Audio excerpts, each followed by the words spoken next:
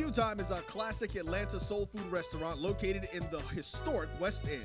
Q Time Soul Food is a family business started by Fred and Christine Crenshaw. Come on in, relax, and sink your chops into our tantalizing, mouth-watering, distinctive soul food with a twist, the Q Time way. 1120 Ralph David Abernathy Boulevard, or call your order in at 404-758-2881. Do you miss your mama's cooking? Then come on down to Q Time, an Urban Passport member. For 200 years, Montgomery, Alabama has been making history by people who had the courage to stand up for change. Today, this riverfront city has been reborn, embracing the past and looking forward to the future. From the National Memorial for Peace and Justice to the stage of the Alabama Shakespeare Festival, this is where history was and is made. We are proud to call Montgomery home, and together, we can be the change. The Cuvée Group is a Florida-based marketing and training consulting firm. We help businesses communicate to their target audience and engage them in conversation.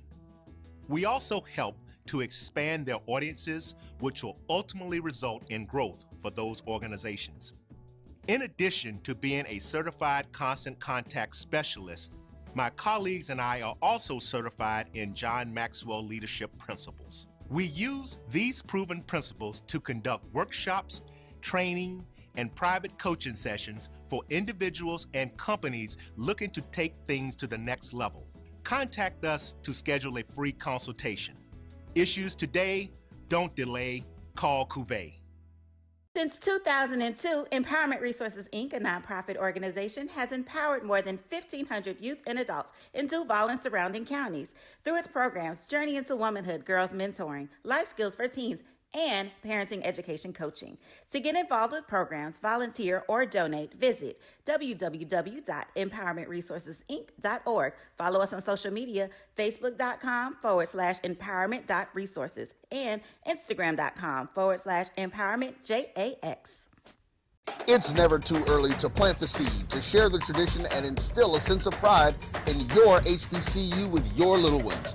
HBCU Pride and Joy Children's Boutique helps you share your school spirit with a wide selection of adorable kids' apparel and accessories officially licensed from your favorite HBCU.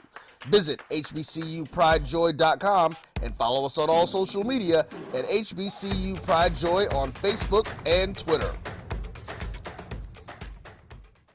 Are you hungry for authentic Caribbean food like jerk chicken, oxtail, red snapper, shrimp, tofu, and rasta pasta? Well, find your way over to Mango's Caribbean Restaurant, 180 Auburn Avenue, right next to Royal Peacock in downtown Atlanta. Them belly full, but we hungry. Mango's Caribbean Restaurant, open daily from 11 a.m. to 10 p.m. And on Friday and Saturday, we're open till 4 a.m. Come to Mango's and put some spice in your life. So we've got a good thing going. Mango's Caribbean Restaurant, 180 Auburn Avenue, right next to Royal Peacock in downtown Atlanta. For more info or directions, call 404-698-3992 or log on to mangoscaribbeanrestaurant.com. For instant coupons, text MANGOS to 313131. Tell your mama hungry, papa hungry, brother hungry. Mango's Caribbean Restaurant, authentic Caribbean cuisines. Open up the door, tell your mama hungry. Shop Velvet Online Women's Boutique to spice up your closet with trendy, unique looks. We have fashionable and chic looks at very affordable prices. Velvet Boutique offers free shipping all year long on all orders. Shop online at www.melvetboutique.com. That's www.melvetboutique.com. Like us on Facebook and follow us on Instagram. Shop Velvet Online Women's Boutique. Sugar Chateau Desserts is a specialty bakery located in the Charlotte, North Carolina metro area. We will create delicious and one-of-a-kind treats for any occasion. Sugar Chateau is currently shipping cakes in a jar, offering a variety of different flavors in a single-serve container that can help you celebrate in accordance with social distancing. Place your orders today by calling 803-526-7895 or visiting sugarchateaudesserts.com. Q Time is a classic Atlanta soul food restaurant located in the historic West End. Q Time Soul Food is a family business started by Fred and Christine Crenshaw. Come on in, relax, and sink your chops into our tantalizing, mouth-watering, distinctive soul food with a twist, the Q Time way. 1120 Ralph David Abernathy Boulevard, or call your order in at 404-758-2881. Do you miss your mama's cooking? Then come on down to Q Time, an Urban Passport member. For 200 years, Montgomery, Alabama has been making history by people who had the courage to stand up for change. Today, this riverfront city has been reborn, embracing the past and looking forward to the future. From the National Memorial for Peace and Justice to the stage of the Alabama Shakespeare Festival, this is where history was and is made. We are proud to call Montgomery home, and together, we can be the change. The Cuvée Group is a Florida-based marketing and training consulting firm. We help businesses communicate to their target audience and engage them in conversation. We also help to expand their audiences, which will ultimately result in growth for those organizations. In addition to being a certified constant contact specialist, my colleagues and I are also certified in John Maxwell Leadership Principles. We use these proven principles to conduct workshops, training, and private coaching sessions for individuals and companies looking to take things to the next level. Contact us to schedule a free consultation. Issues today, don't delay, call Cuvée. Since 2002, Empowerment Resources, Inc., a nonprofit organization, has empowered more than 1,500 youth and adults in Duval and surrounding counties through its programs Journey into Womanhood, Girls Mentoring, Life Skills for Teens, and parenting education coaching.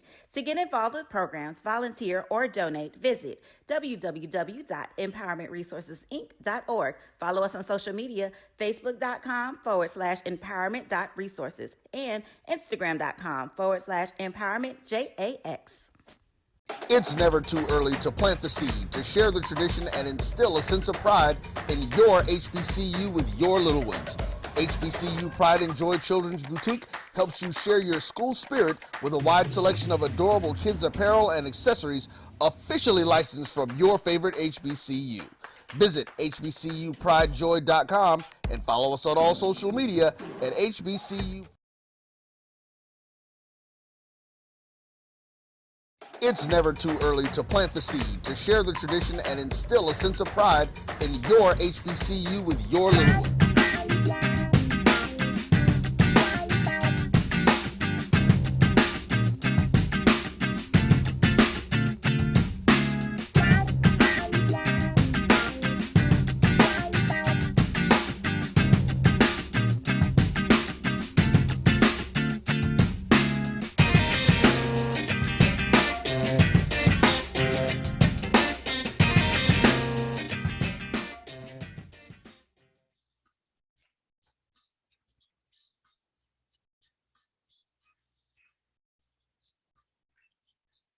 What's up? What's up? What's up? It's Random Thoughts with DVP. Welcome to it. I'm the host, DVP. I got my mask banded over there, Mr. 976. Hold on, let me put my fly glasses on. I'm trying to look educated these days. Today is the 8th of September, 2021. Excuse me, we had a lot of things going on. Just so we're gonna try to have a little fun on this show. It's gonna be me, my man Lyle. My super dope producer, he's somewhere lurking in the background. His partner in crime, Iron. We're gonna see if we can make it do what it do. So let me go on and get this out the way before live customers get in.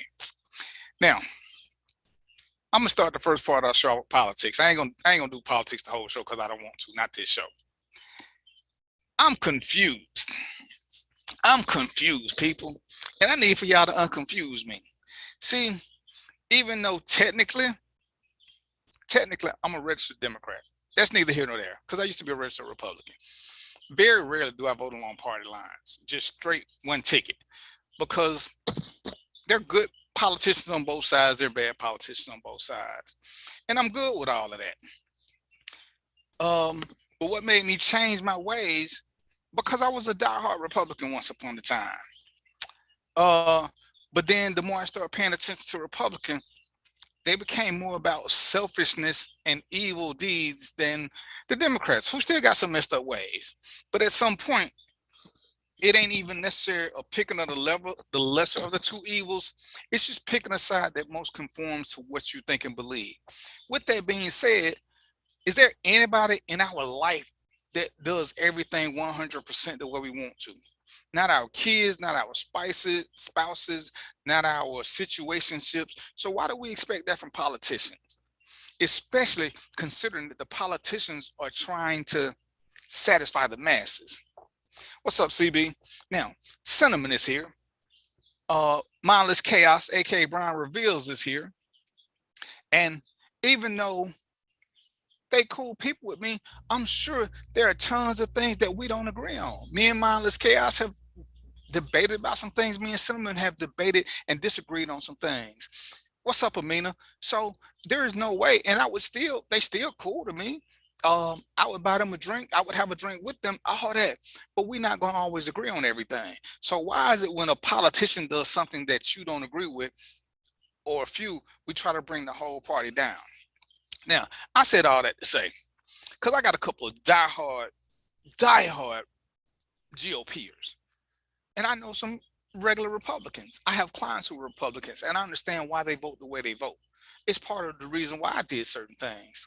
But what I have a problem with, whether it's politics or whether it's life in general, if we're going to debate, know the difference between your feelings versus fact. See, certain things are facts, whether you like them or not. They don't change because they don't align with your views. They still are what they are. See, as a cop, there are certain laws that I didn't agree with, but guess what? It was still illegal. Now, in my span of control, I had an option whether or not to truly enforce those laws. That was my option. You know, just randomly. In the state of Georgia, for instance, it's illegal for unmarried people to have sex. In the state of Georgia, you can only have sex with your spouse. Little bit stuff here. Hey, what's up, Tanya? Come to the right page. And it can only be face to face. That's the law in the state of Georgia. It's very rarely enforced. Now, if we want to stick with the letter of the law, based on the Georgia state statute, welfare should be illegal because there can be no such thing as a single parent or an unwed mother. Because if I'm going to use Cinnamon, if Cinnamon had a baby, if Cinnamon got pregnant and she wasn't married, Cinnamon has committed a crime. The law says you cannot reward criminals for criminal behavior. So if she's committed a crime, why would we put her on welfare? Why would I pay for a criminal act? But we don't do that one, even though it is still on the books. See, so this is where you got to start using common sense. Okay. Now, when I make posts and I talk about how one side is evil, and people want to say, well, what about this and what about that? I hear you, but understand the way you fight, you show me something. That is the way I will fight you. I'm Bruce Lee when it comes to fighting. I'm a wizard with words. If I want to call your name, I'll call your name. But that's generally not the way I debate things. I like to have an intelligent exchange of information. You may be able to articulate something to me that I did not understand. I'm down for all of that. But don't try to make your opinion a fact. See, I was debating with a knucklehead, and he wanted to tell me some things that were going on and make them fact. And clearly they aren't fact. Because all I did was, where's your proof? Oh, because I said it. That's not the way this is going to happen. Then he says, he's in Georgia. He wants to reply that, you know, gas prices are the president's fault, which they're not. But he paying $4 for premium. Well, for those of y'all who don't know, I drive a car that needs premium gas. Gas ain't been $4. It got to be around, I think it got to be $4 right around the time that pipeline got hacked. But before that, gas ain't been $4 in a minute. But when we're speaking politically, guess who ain't got no say-so in what gas prices are? The POTUS. What up, E? Now, Gas prices dipped to an unusually low rate a while ago just because the Saudis wanted to stick it to the Russians. But we don't know that because we don't follow politics. But and I just say this, if you're going to debate about anything, have some facts with you other than how you feel. I feel like this, I feel like that. You know, 45 shut the government down over a wall. That's a fact because Congress wouldn't pay for it, even though he said that Mexico gonna pay for it. Obama shut the government down. That's a fact over ACA. See, so we're not going to debate that one side did it before because one side did it before. Now we got to debate the reason that it happened. Because if I spank my child, that does not just mean arbitrarily Lyle can spank his child. Oh, well, DVP spank his children, Lyle can spank his children. Well, I spanked my child for lying. Lyle spanked this child for something totally different. See, so even though the incidences are the same, the reasons are different. And when we're going to discuss the merits of something, we got to stick with that. I say that to say this. People fuss about the vaccine and the shot, and I'm cool with that. I'm going to do a show on that later on. But isn't it comical that Republicans don't want you to have to get a shot? They don't want you to have to wear a mask, but they have no problem forcing a woman to get an abortion. I mean, I'm sorry, illegalizing a woman getting an abortion, even if she got pregnant due to rape. The Texas governor, who is a Republican, who's a Republican, said that, you know, it's punishable to get an abortion, even if you get raped. And when asked about it, his response was something to the effect of, he's going to eliminate rapists. How the fuck do you eliminate rapists? This got to be good, because if you can stop rapists, you the shit. You should be president. But it's amazing. Republicans will tell you all the things that Democrats do. All the things that do. But can you recall the last time Democrats was pushing making abortions illegal? And let's keep on the same path right quick. Abortions are illegal, but you don't have to get a shot to prevent a pandemic or wear a mask, because then they infringing upon your rights. Make that make sense anywhere. I mean, I'm gonna do a post about later because I'm confused on how that's even a bipartisan issue. It's not. See, Republicans say that, you know, they want to take government out of your life, but then they sit back and say that they're gonna tell women that they gotta have babies if they get pregnant, no matter what. At 6 weeks. Now, I ain't a woman, but I've interviewed quite a few and I've talked to quite a few, and I've got Amina and Cinnamon here. At 6 weeks, most women don't know that they're pregnant. Most women don't know. But you're going to traumatize a woman for making a mistake. Or, I'm sorry, let me take the mistake out. You're going to punish a woman for getting pregnant, but you're not going to punish who got her pregnant. Make that make sense to me. Only the woman will be responsible for this. And this is purely a GOP issue. Purely. Ain't no Democrat standing with this. And so, yeah, now I'm leaning more toward being a true Democrat, even though there's still some good Republicans. And that just makes no sense. But when we're going to argue, we're going to debate the merits of right and wrong, bring factual data, not your opinion. Or when you bring your opinion, don't try to pass it off as a fact. And you know, remember when all this corona shit started and you had all these doctors and nurses and friends who smuggling out letters and shit that can't nobody prove? See, if you tell me you got a friend who said something, hey, bring your friend. Bring a friend. I was having a debate about January the 6th, and a person of non-color said that he didn't see any violence. And I'm like, dude, I don't care what channel you watch. You saw violence. You saw violence on January the 6th. I don't care what channel you watch, Fox, CNN, MSNBC, ABC, NBC, CBS. I don't care. There was violence. Everybody saw that cop who was stuck between the door with them people pulling him screaming. Everybody saw that. So how did you not see that? It was a peaceful, there was nothing peaceful about that. Oh, but some cops opened it. You're right, some cops did. And guess what? Those cops got fired. Those cops got fired because they did have some insiders. That's been proven. It's been part of the narrative if you were paying attention and listening. Then I had a cop who I worked with who tried to tell me that you can't use self-defense because somebody's breaking in. And I'm thinking, dude, you're a cop. You've been a cop for over 20 years. You're the reason the system is screwed, because most people who have home defense have some type of weapon. Wonder why they get weapons for home defense if you can't shoot you can't shoot a burglar. Yeah, you can't shoot somebody who's strictly breaking in.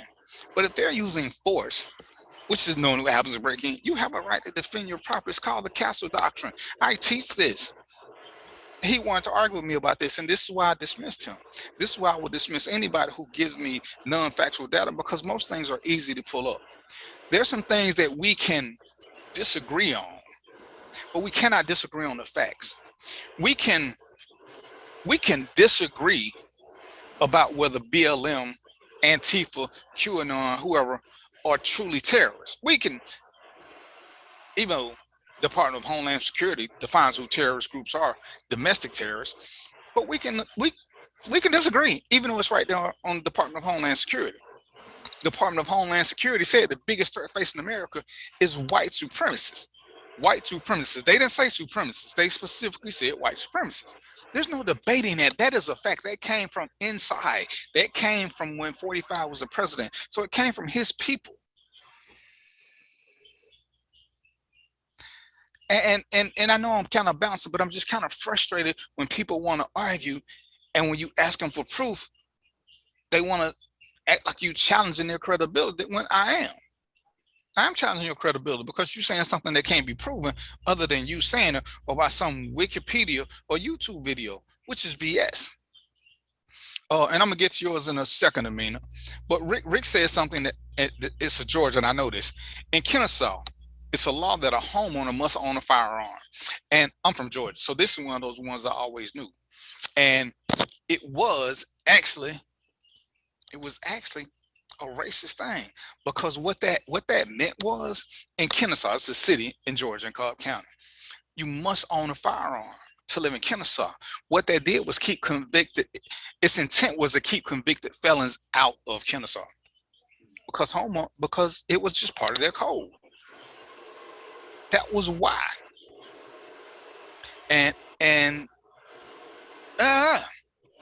you know, nobody ever complained about it. It was what it was, but that was the basic intent behind it. Yeah, exactly. So, you know why certain things are, but don't act like, all things are created equal because they sound alike. Amina says, in my experience, an OBGYN won't even schedule your first prenatal appointment to confirm pregnancy prior to 9 weeks gestation. It's very difficult for a woman to even get proper medical care prior to 6 weeks. And even with that, most women, because periods or menstrual cycle, whatever you want to call them, they're not that regular. A woman who is a couple of weeks late ain't really sweating it most of the time. There are lots of things that can cause that. They don't always come within 28 to 35 days. And once we start doing these things, and we have to look at, this is what Dr. Phil said, a lot of times we like to talk about topics, but very rarely do we discuss issues. And if you look at all the voter registration stuff, they only changing the laws in Republican states where 45 lost. After 45's own people said, this is the most secure election ever. That's kind of like when Coke changed the formula just for changing the formula's sake, and bam, it came back to bite them. Now, Doug, I ain't seen that video. Send it to me and come to the right page. So when we're looking at these things, and I ain't pushing y'all to be a Democrat or Republican, I'm truly not. All I'm doing is pushing you to do your own real research. Um, you know, somebody said, why do you argue with people? It ain't the people who I'm arguing with that I'm trying to change. It's the people who read the dialogue and then they inbox me or they have something to say because they look at people and they say things and nobody ever challenges them and they take it as a fact. Whenever you send me something, I'm gonna look it up first. Or if I already know, I'm gonna ask you to provide me a link if it's something I know to be basely false. You know, we talk about, and what happened in Afghanistan is sad, but what happens in America is sadder. You know, what Biden did, this Biden did, but Trump was the one who signed the peace agreement releasing 5,000 Taliban prisoners. See, but they won't mention that little part, that he signed it last year. Let's just talk about what Biden, that war needed to end. How many soldiers had we lost over there that weren't fighting for our country? I've been overseas in these expeditions. You go over there to teach them how to fight. It's not your job to fight for them. You teach them how to fight. The reason that they got overtaken so quickly is because they didn't want to fight. Now you see a couple of cities still holding strong because they want to fight and they ain't overtaking them so easy. But this is when you kind of have to stay in your own lane. See, if I want to talk tennis or golf, Doug is the man. I can say basic stuff what I know, but if I go too far in my lane, Doug gonna start correcting me. And I gotta give that to Doug because that's his area. That's his area. And sometimes we want to seem like we're so intelligent that we don't bow down because of this fake alpha male shit. We don't bow down when somebody has better information than us because we just feel the need to talk so much so that we can be heard. Sometimes the best thing you can do, alpha males do this, they shut up when they're not the best, because being an alpha don't mean you're the best at everything. It just means when it's time to lead, you can lead. That's all. It don't mean nothing. It don't mean you standing up, beating your chest, screaming, I'm an alpha, follow me. I don't know where the hell we going, but alphas never make mistakes. That's an asshole. They both start with A's, they look alike, but they're not the same. Alphas don't need a true crowd for this whole non-existent mythical alpha people that, you know, but people can make up their own definitions. But what you can't do is make up your own facts. See, so when you read something, as Iron says, reading, research, intellectual dialogue is such a lost art in our culture now. It's infuriating. Reminds me of what my dad used to tell me when I was little. When I hide something from a person of color, put in a book. And you know, and we don't read to understand. We read to speak. And it's kind of like, you know, when I mention the guys, one of the best things you can do in a relationship is learn to listen to your woman. Listen to hear what she's saying, not to fix it, not to respond to it. And that's what we got to do.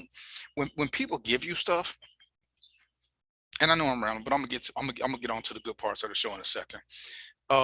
You know, a guy wanted to tell me about, you know, when slavery stopped and when it's, and so I gave him an article about the last slave ship that landed in Alabama. But before that, you know, he was telling me what he knew because, oh, I'm an activist and I'm this. Dude, well, you still got bad information. I just gave you the link. Oh, what make you think that's legit? Dude, if you don't think it's legit, refute it. Tell me what's wrong with it. Brian is my dude. Brian got me in more trouble on his page. So I stayed off his page for a minute because Brian got a bunch of sensitive ass friends. Brian had a friend who wanted to argue with me about the law. I asked the friend where he stayed. I looked up the law myself because Buddy was giving out bad information. Then his friend wanted to post a link to tell me where I was wrong. And I had to explain to his friend, that link that you posted is from the UK. You said you live in Chicago or Philadelphia, wherever his crime friend was from. Philadelphia, Chicago, UK. They're not the same. They are not the same. You can't put what's illegal in another country over here. We can talk about what should be illegal, but it's not. See, fact. In Texas, abortions are illegal. Whether I like it, whether B like it, whether Amina like it, whether Cinnamon like it, it's illegal. Now, we feel like it's wrong. Well, I don't know how they feel. I'm sorry. I feel like it's wrong. But fact is, it's against the law. Like it or not. In the state of Georgia, the mayor of Atlanta has said APD will not arrest you for having marijuana. People don't understand what Atlanta is. Atlanta is really a small city. And she only controls APD. Just like Mayor Keisha Lance Bottom said, Atlanta won't do any evictions. And everybody was like, yeah, see, everybody got to be like Keisha. Keisha does not control the marshals or anything in the state court system where evictions come from. You got to know who got the power to do what they telling you to do. I can threaten. I'm going to use my man Rick, because that's my partner right there, even though he treat me bad. I can threaten Rick's kids all day long. I don't have no power to enforce on them. I can't make them go to bed. I can't punish them or put them on restrictions. They're not my children. I'm passing a law, damn it, that says all kids can stay up to 2 o'clock. Let Rick's son or daughter say, yo, DVP said I can stay up to 2 o'clock. Rick gonna be like, yeah, try this shit and see what happens. Because I don't have the power to do that, even though I did say it. And that's what we love to do. We love to find out something that somebody said and make it a generic application for things that it doesn't apply to. People have been getting evicted. Oh yeah, it's still been happening. People who got them PPP loans, they started to make arrests. Oh, that ain't illegal. Ladies and gentlemen, lie on a form to the federal government. It's illegal. Punishable by jail. Every form tells you that. Every form. Lie to your boss. Don't lie to the feds. Lie to your spouse. Do not lie to the feds. So I just had to get that out of my system because it was bothering me. You know, that's why I made the post about it. And I see them people jump on there. Oh, you know, and I'm a true believer. I'm a true believer of this. And I repeat it. Everybody who voted for 45 ain't a racist, but most racists voted for 45. Now, if you follow me, you know how I feel about racists. Racists come in all colors. So I ain't saying just white people, but oh, you can't be a racist unless you got power. Well, I got power. I don't know what y'all got, but I got power. I got the power to cut this show off. I got the power to walk off this show. I got the power to do this show. I got lots of power, but that ain't the same. Well, you give your power up, but then you turn around and tell your kids they can be whatever they want to be. But why don't you tell your kids, hey, you ain't got no power, so you just got to suck it up, and whatever the man tell you can be, that's what you can be. See, you can't have it both ways. My partner Rick got power, but where Rick ain't got no power, Rick ain't got no power where I stay. Rick got power in his house. Rick got power in his world. Doug got power in his world. Now, if Doug and Rick want to get their power up, that's on Doug and Rick. That's on Doug and Rick. If Rick wanted to, what's the day? The day the 8th. If Rick said, hey, DVP, I'm having a party at 9:30. Rick ain't got to ask nobody but T. Rick don't need approval from nobody else.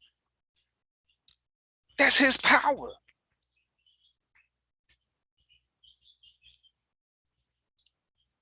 How do you say you got no power, but then you tell your kids they can be whatever they want to be? Please, somebody give me a comment. How do you do that? Aaron, where you at? Come on, Aaron, I know you got to say something. You the next generation, Aaron. Tell me something.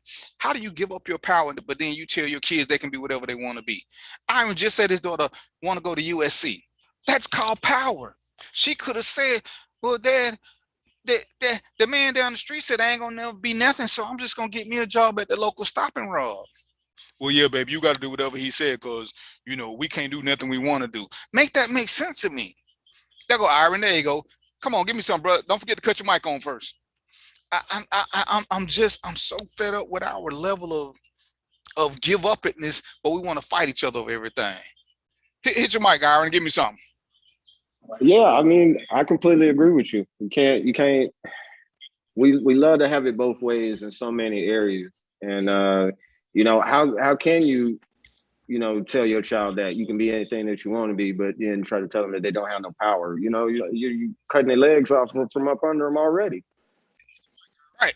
And you live in that bogusness form, but you want them to be different. That, to me, that's insane. It is insane. But you want to argue. You want to argue with me about it. Go ahead, right. sir. And as adults, one thing that social media kind of ruins us and then shows our adult adolescence, if you will, and our lack of maturity and patience and things like that, is that we're so temperamental. We're so stuck in our feelings because we refuse to have those adult conversations like adults. And then you tell your kid, you know what I'm saying, to act a certain way, be a certain way, don't be so combative, don't be so argumentative, take upon information, be receptive. But I see it every day as 40, 50, 60-year-olds. You don't know how to be receptive to other people just because the conversation is clearly too smart for some people. Or you know, and this is what somebody said, oh, you don't like nobody unless they agree with you. Well, most of my guests have been somebody who had a differing opinion, because that's how you engage in intelligent conversation. If everybody agreeing on the same thing, it really ain't a lot for us to talk about. I need people who's saying something different. Teach me something, teach my audience something, teach somebody something. You know, my whole thing is each one teach two. But we gotta stop thinking that all my friends need to be like me. No, all my friends, my morals ain't all their morals. You know, we don't want them to hit a certain level of depravity, but truth be told, most of us got friends who ain't shit, but they cool with us because we quick to say, oh, on the way to deal with the other people, he all right with me or she all right with me. But we know that we ain't gonna invite them to the house. But when we need something, they there for that. But that's for us. That is for us. And we know, if we're honest, we know who these people are. And we keep them away from certain other people. We keep them away from our valuables. We keep them away from our personal information other than what we got to deal with. And that's okay. But thinking that Iron has said some things that I don't wholeheartedly agree with, but I'm going to listen. In that process, I might learn something. In that because age ain't got nothing to do with it. And I harp on this. It's about experiences. He who has experienced the most knows the most, whether it's good, bad, or indifferent. When you fall off a cliff, you know what happened. You can tell people what not to do to fall off a cliff. Hey, that's what happens.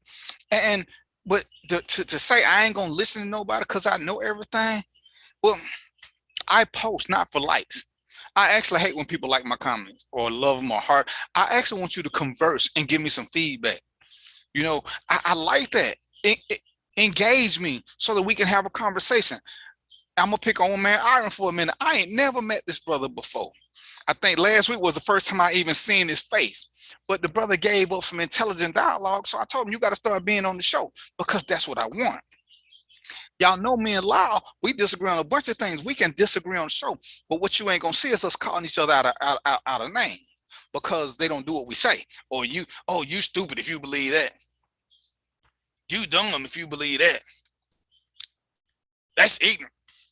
If I tell you something is ignorant, it's because it's ignorant. See, I'm gonna tell you what I'm gonna tell you this, and then we're gonna take a break and we're gonna go to another subject because I know Lyle got something for me.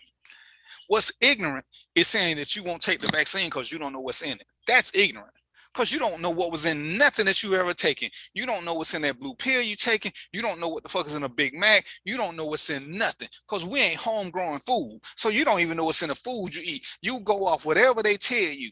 And if you don't know what's in the vaccine, it's because your dumb ass can't read because there's a page with all the ingredients that you still don't know what they are. You still don't. Oh, well, they could be doing this. And I had a couple of friends and I had to catch myself because one of my friends, his wife just had a baby. She had a C-section. And he said they could be putting chips in it. I say, I want you to go to your nerd friends and ask them, can you put a chip through a needle? Because I don't know if y'all seen needles, but chips ain't that small. I said, but when your wife had a C-section, if they was going to put something in her, that's the time to put her. She wide open. She wide open. They can put a chip in there and she'll never know it without an x-ray. I said, and you wasn't in there. And my question is the whole microchip thing. Like, you're telling me this while you have a cell phone in one hand, you have a social security card in your wallet, you got your driver's license in your wallet. You have all, like, if they wanted to track you, like, it's not that hard. Like, what do we need microchips for? This is not a Netflix show. You got a credit card or a Cash App card with a microchip on it. They ain't got to put nothing in you. But, and if that's your logic, then yeah, I'm going to say you stupid because that is dumb. There are too many different ways to, let me just say this, and I don't mean no disrespect to nobody, but I do. You ain't that fucking important to the government that they want to be in your business. You ain't no fucking body. What do you credit got? Credit score ain't remotely high enough to be stressed over like that. Right. You know, some of y'all ain't important in your own house, and you think the government or somebody with something is looking for you? Oh, they experimenting on us. Stop the madness. Stop the madness. This is what I challenge everybody to do. I ain't defending cops. What I'm defending is your ignorant mentality. Get behind the car. Pick 5 cars at random. Get behind them. And when you get close enough to see the tag, tell me what color the driver is. And then tell me how many times you was right. You can't be behind the car. Oh, they pulling us on they profile. They can't profile you from the back. Most of y'all got tinted windows. They don't know what color you are or are not. And we keep passing on that pure ignorance because I do it. Just pull behind the car and see if you can tell the race and the sex of the driver because you behind them. Because I don't know when y'all thought these police got superpowers. It don't take a superpower to see you run a stop sign with them right behind you. But we'll pass on this bad information when the seatbelt law came out. Oh, see, it's just a way to get more, not the seatbelt, the hands-free. It's just a way to stop more black people. I guarantee most of us have seen somebody driving, holding the phone still. And they look like us. But we keep wanting to say everything is a conspiracy. Everything is a conspiracy. I'm going to say this, and I'm going to give y'all a minute, because I'm going to take a break, because Aaron told me I need to. Listen. Anytime they want to kill us, all they got to do is put some money on the table or promote one of us to a level because we're haters. We don't like when somebody get above us. Oh, Iron then made it to what's a music industry, Iron? What you mean? Music industry like how? What's the name of a music company? Let's go with oh man, I done got too old for rap. I can't even think no more. Let's go Interscope. Make it do old Okay, fashioned. so Iron done got to be a producer with Interscope. And I'm like, damn, I mean, when Iron used to do my JBN, now he too big for his riches. Now I'm gonna talk bad about Iron as opposed to being happy that he got it. See, they ain't gotta come in and get their hands dirty. We. And I know y'all hate when I say black on black crime, but if I hit Iron, that's what it is. Well, why we don't talk about white on white crime? Because I don't give a shit about white on white crime. Truth be told. But if they want us, we will hurt each other. They ain't gotta do shit. As Rick just said, remember that Popeye chicken sandwich? That's all they did was put a sandwich up, and we seen the videos of us acting the ass. We seen the video of us fighting people because they got a sandwich. So do you really think that people want us for something scientific? They know we savages, and we keep proving it to them on a regular basis. But you think they want to kill you, they want to harvest your organs. Make it make sense. Which organs do we got they want to harvest? We got diabetes, we got hypertension. What they gonna do with our organs? We got bad livers. What they gonna do with our organs? We don't want our organs. What the fuck? Come on, can y'all make some? Again, Roy gave me the best conspiracy theory when it first came out about them cloning us and putting us somewhere else to say we committed a crime. Other than that, most of these conspiracy theories are dumb, and we use them, and it makes us even sound stupid. It makes us sound stupid. Just say, ladies and gentlemen, if you don't want to take the vaccine, say you don't want to take it. Just say that and be done. Be a man or a woman about it. I ain't taking it. I have never, ever taken a flu shot. I don't ever plan on taking a flu shot. You know why I don't have to take a flu shot? Why I don't really care about it? It ain't never caused, the flu in and of itself has never caused a bunch of people to die. Never. Never. So what we gonna do, so I don't get in trouble, I'm gonna let Iron take us on break. I want y'all to get y'all some adult beverages. We're gonna change up from this so serious conversation because I need to calm down a little bit, because can y'all tell I'm mad about this whole ignorance that we spew but we want everybody to think we're intelligent and respect our points of view, but we don't want to respect each other's point of view. Aaron don't want to take a shot, so I'm gonna harass him, but I want him to respect the fact that why I took a shot. Why they do that at? Oh, what did Tupac say? It's our own kind doing all the killing here. It's our own kind. It's our own kind. You're right. I do stay mad. Mindless chaos. Aaron, take us out of here. Let me go sip on some happy juice. Sugar Chateau Desserts is a specialty bakery located in the Charlotte, North Carolina metro area. We will create delicious and one-of-a-kind treats for any occasion. Sugar Chateau is currently shipping cakes in a jar, offering a variety of different flavors in a single-serve container that can help you celebrate in accordance with social distancing. Place your orders today by calling 803-526-7895 or visiting sugarchateaudesserts.com. Q Time is a classic Atlanta soul food restaurant located in the historic West End. Q Time Soul Food is a family business started by Fred and Christine Crenshaw. Come on in, relax, and sink your chops into our tantalizing, mouth-watering, distinctive soul food with a twist, the Q Time way. 1120 Ralph David Abernathy Boulevard, or call your order in at 404-758-2881. Do you miss your mama's cooking? Then come on down to Q Time, an Urban Passport member. For 200 years, Montgomery, Alabama has been making history by people who had the courage to stand up for change. Today, this riverfront city has been reborn, embracing the past and looking forward to the future. From the National Memorial for Peace and Justice to the stage of the Alabama Shakespeare Festival, this is where history was and is made. We are proud to call Montgomery home, and together, we can be the change. The Cuvée Group is a Florida-based marketing and training consulting firm. We help businesses communicate to their target audience and engage them in conversation. We also help to expand their audiences, which will ultimately result in growth for those organizations. In addition to being a certified constant contact specialist, my colleagues and I are also certified in John Maxwell Leadership Principles. We use these proven principles to conduct workshops, training, and private coaching sessions for individuals and companies looking to take things to the next level. Contact us to schedule a free consultation.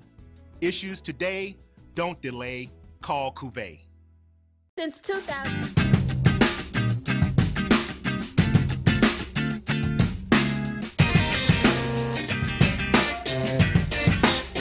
Now. Okay.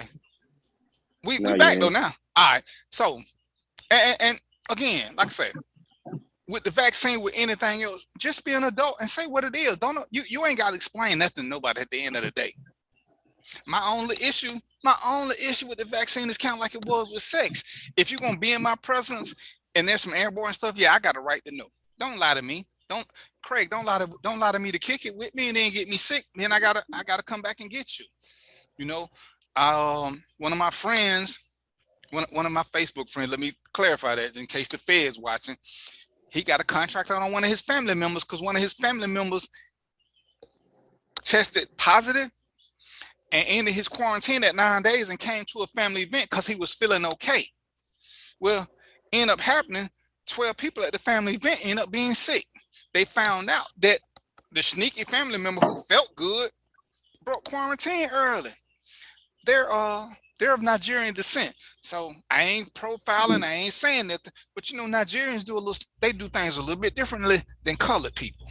When your family start putting out contracts on you, see, they ain't putting out a contract. They're in a whole different world. But they looking for this brother because they mad, because they germaphobes in the first place. And like most people who swear they don't never take their mask down, you relax around your family. You relax around certain people. They relaxed around their family and got burned by their family. Not the white man, not the government, not no spy, none of this COINTELPRO stuff that we love to keep bringing up like we was there and we wasn't. Just be honest about who you are and what you are. In this instance, hang around like-minded people. If you got a bunch of friends who don't want to take the shot because they believe COVID is fake, y'all need to hang together and chill. send me an invite where not to come to, and I'm good with that. All right, so I just had to get it out my system because that was burning at me. I posted that comment. I made that post about a week ago, and I'm amazed at the amount of friends I lose. It tells me what they truly about. They're not about conversation. They're just about acquiescing. And if I say something loud or if I type it in all caps, just agree with me. Oh, you got to always be right. No, I ain't got to always be right. I just got to always be educated and know the difference between fact and opinion.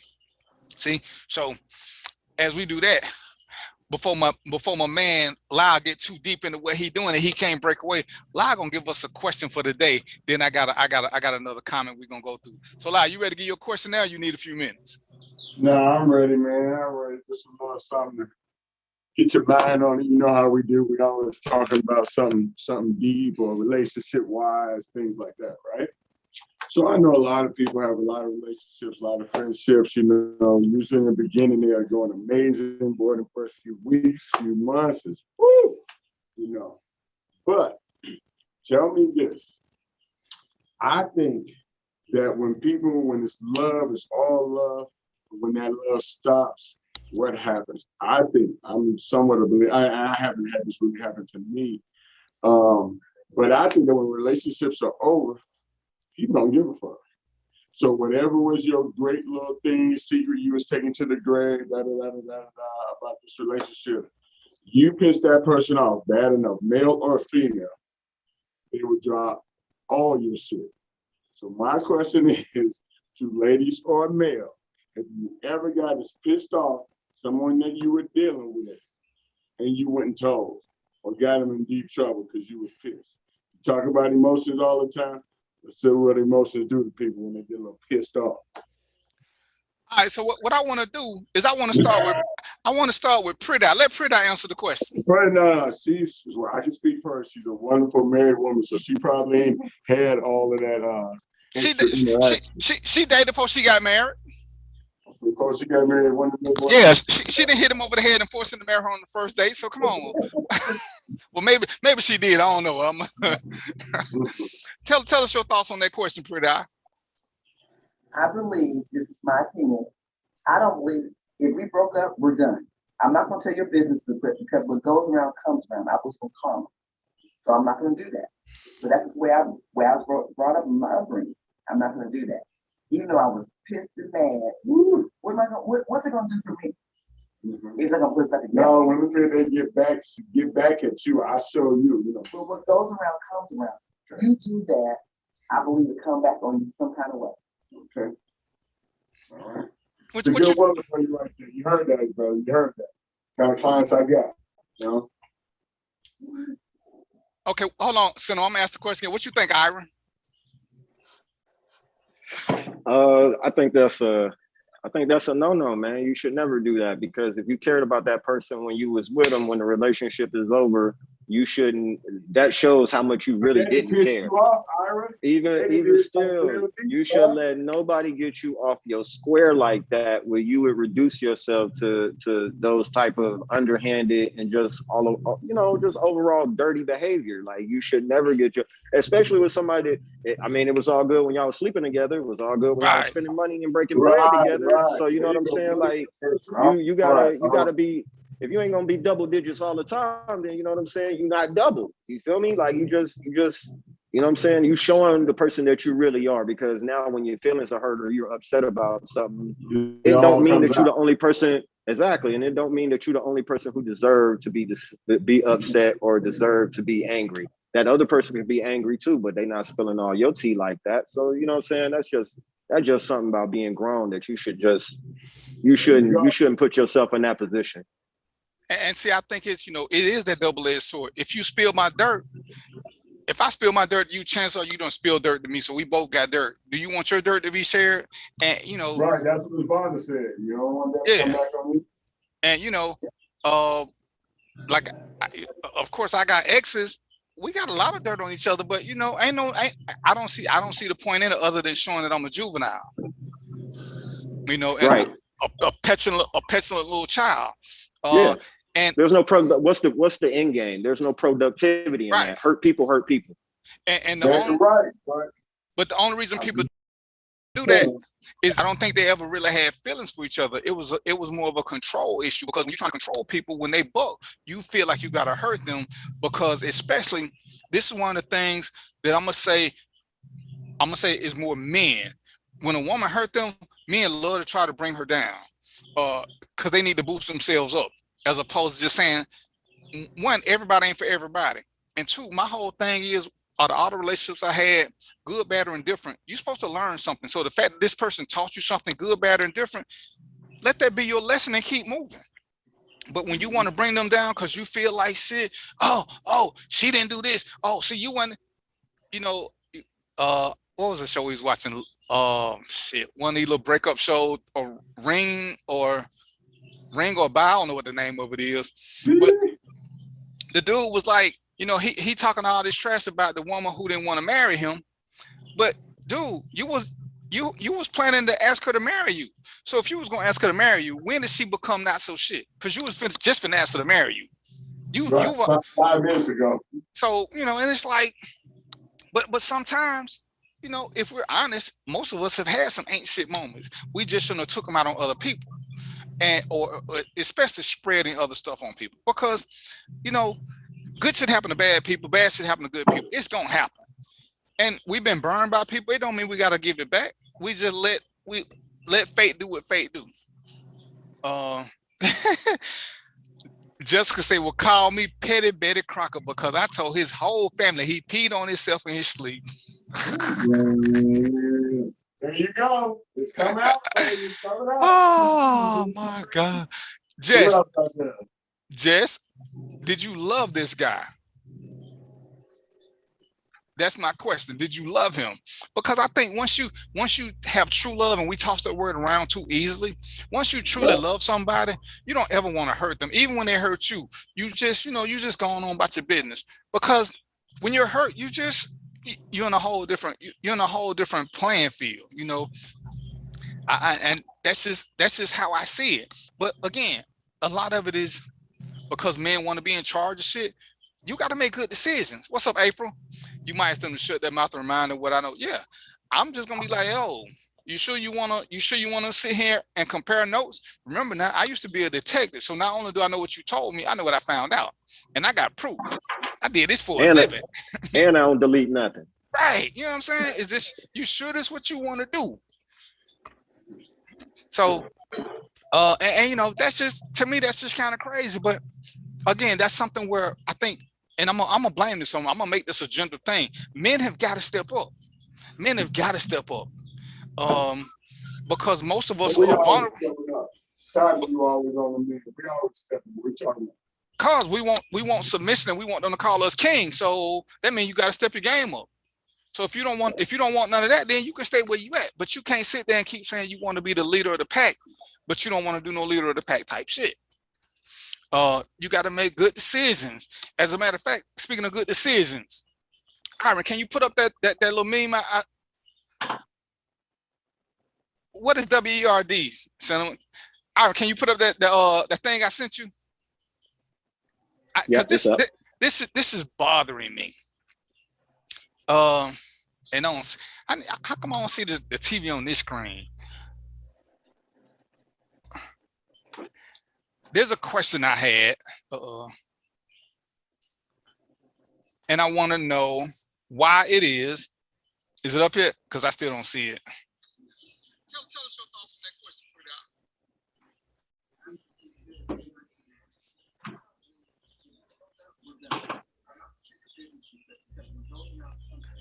It's up. You know what it says.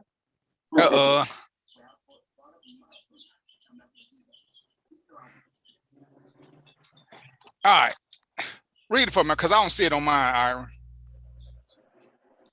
All right, says your man has, your man has $50. You have $500. You all go out and the bill is $45.93. Who is paying? I saw this and it bothered me. Rick, since you up, who paying, Rick? And I'm gonna tell you why I had an issue with it. Who paying, Rick? She got 500, you got 50, the bill is $45. All right, while Rick typing, Cinema, who paying? Let's see. Amina says that should be discussed and decided on before going out. Also, if we're a couple, we both have 550. Iron, what are your thoughts? If we're a couple, I'm thinking that I don't know. We got different factors here. Is she taking me out? If she taking me out, then I guess she paying, but I'm gonna leave the tip at least. I got to do something. I can't just let her just spend all her little money. You know what I mean? Even if she got 500 and only have 45, let me at least contribute to this. But outside of that, if I'm taking her out, then we probably should be staying at the crib because I'm supposed to be paying for you if I'm taking you out. So like, why I need to spend your 500 and then I'm asking to take you out? I probably don't need to go out. I might need to wait till I got 500 too. And that's where it hit me. If I ain't got but $50, to me it don't really matter how much she got unless this is something that she initiated and she want to do. And even then, I'm gonna have a problem with it. If I ain't got but $50, the last thing I need to be doing is trying to go out.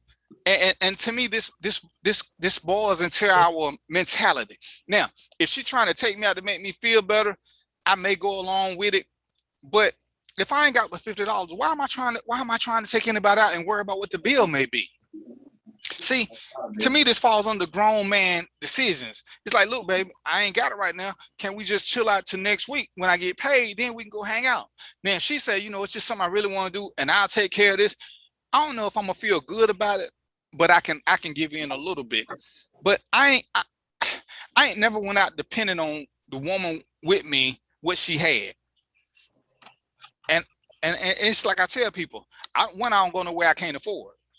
See, if I ain't got the $50 and we need to go somewhere, we're going to Burger King. Now, if she says she want to go to Applebee's or Ruby Tuesday or something like that, because now I got to be sitting around. I can't get what I want. I'm going to be watching what she wants. How can you enjoy yourself? How can you enjoy yourself? And, we get into that. I ain't never been a 50-50 dude. And as far as finances go, the only way I'm going 50-50 is we should both be putting into the relationship 50-50 to get that 100. But where I'm short, she need to stand up. Where she's short, I need to stand up. So I'm taking care of most of the financial stuff. She's taking care of most of the house stuff. We both putting in love. We both doing this. That's the only thing should be 50-50. I would have a problem. I personally would have a problem not having $50 in my pocket going out with my woman.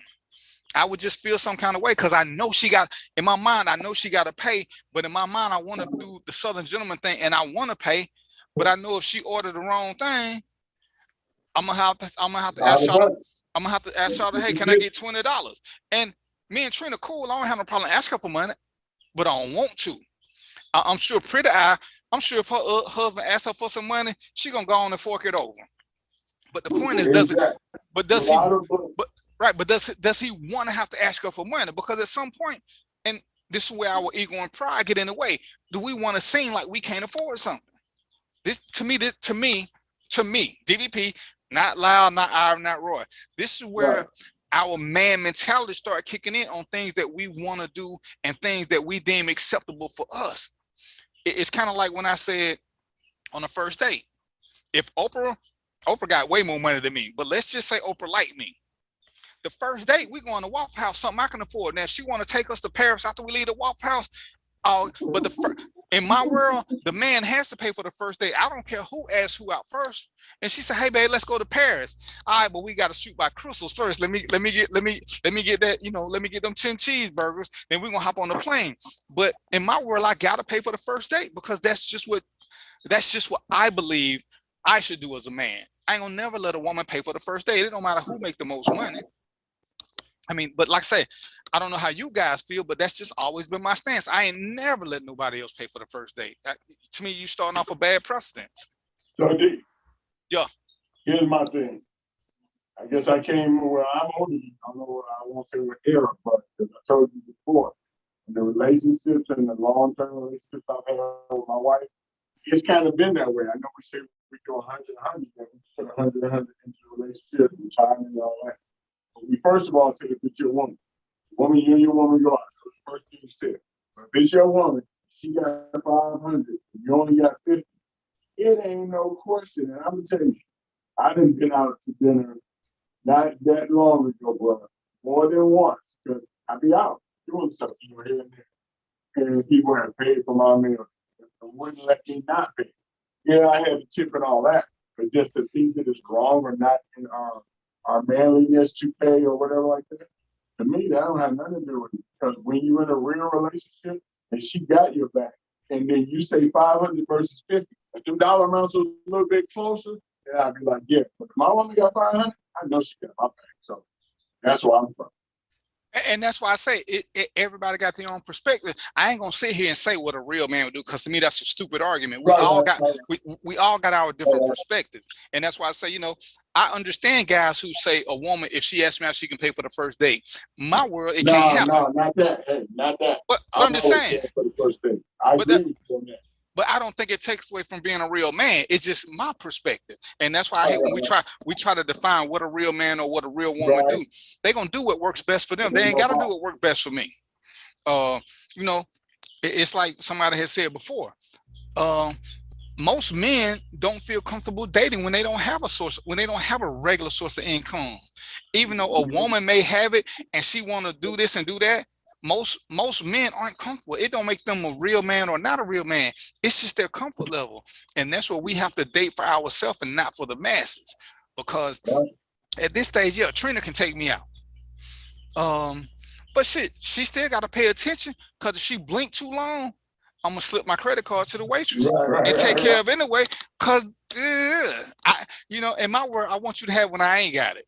I got it right now, so let me go on and take care of this. But I get it, and sometimes, again, we have to let our ego and pride stand down, and we have to let a woman take care of us because she want to be part of a relationship.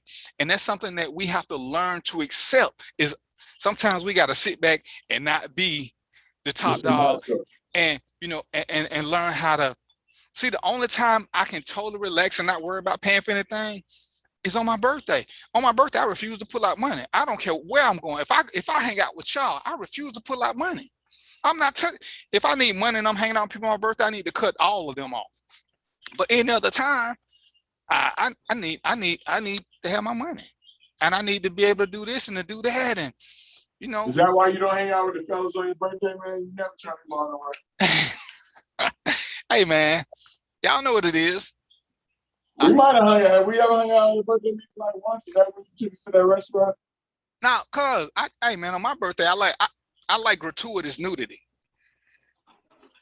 And I like lots of it. I like gratuitous nudity and pool tables at the same time. Oh, okay, well. Some people don't like gratuitous nudity. When your birthday? Shit, whenever we got money for gratuitous nudity and pool tables. Okay, it's your birthday. Hey, my birthday. Hey, Loud. The question is, when is payday? Because I can have a birthday, bro. Payday ain't shit. Payday come out. Hey, I got 12 IDs. They all got different birthdays. You just let me know when payday is, and I'm gonna pull up the right ID. Yeah, that's what police in the picture. Rick, I ain't messing with you, Rick. How do we ban Rick from the show? But yeah, when I saw that post, it was bothering me, because I'm looking at some of the answers, and that's when I realized, as we talked about earlier, you gotta let some people be them. Because I'm seeing people saying, "Oh, if she got 500, I'm gonna let her pay for it." And like Rick said, I ain't into my woman's pocket. I can't think of a time I ever said how much money you got, because that just seems kind of weird to me. Because y'all a couple, somehow you know how much you got, and after you know, no, you're like, hey, I'm short, and you sitting on that. So but that's that time when I got my credit card too close to a magnet, and I'd be like, yo, my card ain't working. But to ask them before we go out, and even then I wouldn't want to know how much they got. If the bill came up to 45. And me and Trina, hell, don't nobody use cash no more. But before, I would pay the bill, Trina would leave the tip. That was pretty much always the rule. Now with a card, ain't nobody finna be swiping 2 cards. So whoever paid, just take care of everything. So if I didn't have a $50 and I felt whatever, then shit, I'm just gonna go on and blow the whole 50 right then. Hope I got gas money. But to ask her how much she got, or like I said, I think I done asked I Trina don't for think money the like question. Well, I don't know twice. how you found out, but see, nobody had to ask that girl. We know she got 500. You know what you got to do. Oh, you know that? Has what's your lady's name, Lyle? I don't want to keep calling her Vonda. pretty. Vonda. Okay, that's 2 minutes. That's 2 minute syllables. Has your husband asked you for money? No, not well. I take it back. He just say we're in the store. He don't have his car. Oh, you got this. Okay, go ahead. And right, and see, I can live with that one. Oh boy, same as yours. But for example, she said it's okay. When we're dating, and we were in the beginning, we trying to get our careers together. In between paychecks, he had $20. I had $5. He gave me 15 to buy for himself.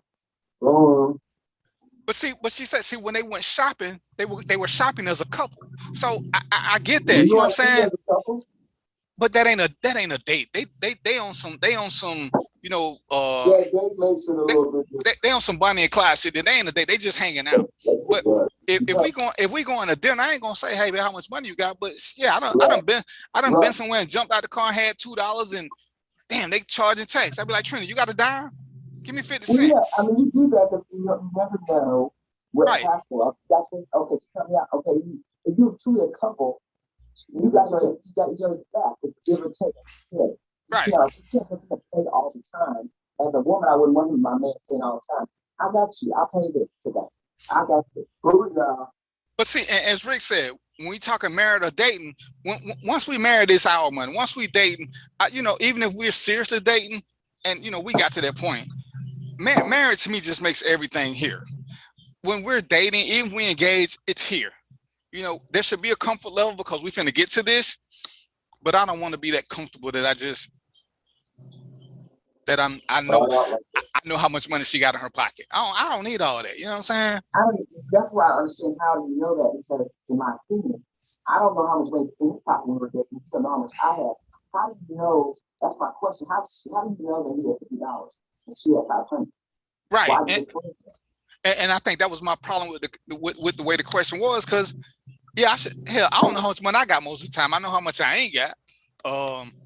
But the question just bothered me. So my question is, if he didn't have it, he said, you know what, babe, I'm gonna cook tonight. We're gonna stay and I'll make dinner for you. Even if he had $50, he can make dinner for her. That's her date night at home. She didn't know how much money he had, and he didn't know how much I had. Why did he just do that? Okay, see, V, you talking to Lyle and Iron, because DVP can't cook. So if I ever tell my woman I'm finna cook for her, she knows about the insurance money. She knows it's about the insurance money. And that's one of my phases in life. I have never learned how to cook. That's why I keep money. But yeah, Iron and Lyle got to do the cooking. But yeah, like I said, the three things: catfish nuggets, baked chicken, and something else. That was the other one. Did he say something else? Like that's. Yeah.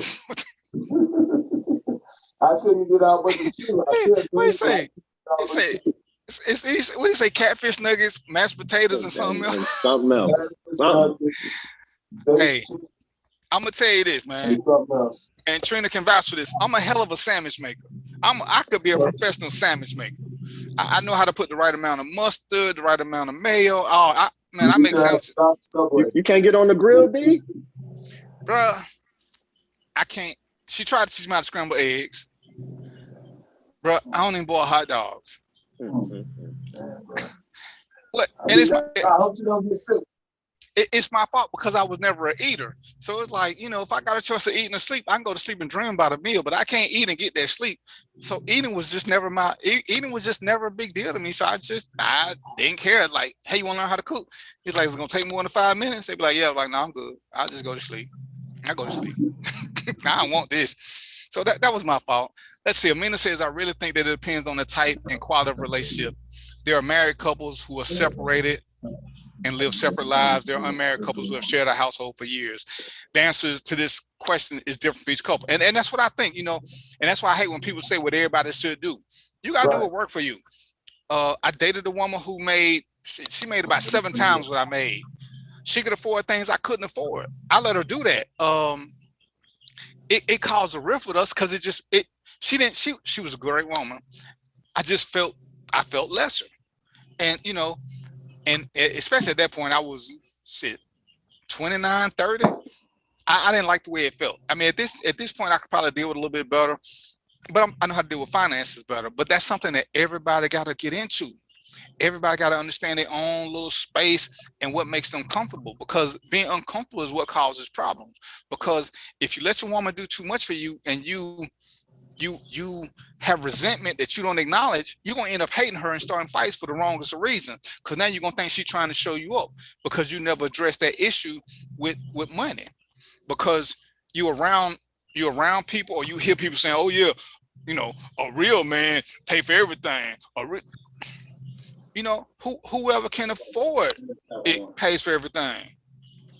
And that's what we got to get into, and stop acting like it's one shop, everything fit everybody. It don't. So, you know, and we got to do better about that. What worked for Rick and T may not work for me and Trina. May not work for V and her husband. Aaron, you ain't married yet, right? No, not married. Don't do it. See, and he still got all his hair. That's normally how you can tell who ain't married. They still got all their hair. Yeah, I got some grays in the beard. That's about it. But you got some. All I got is some shine on the beard. And Rick been married. Like, I think Rick got married right when Roots came out the first time. Dang. Yeah, Rick been married like 56 years, something like that. But yeah, and you know, Rick got a nice house, and we went to his house, and they was talking about all the work he did. Well, other people will hire people to do the work, and that's one of them things. You do what you can, as long as a man can afford to get something done, whether it's by his own hands or whether he pays somebody to do it. That's the joint of damn handyman. Get it done. Okay, Rick been married 29 years, so.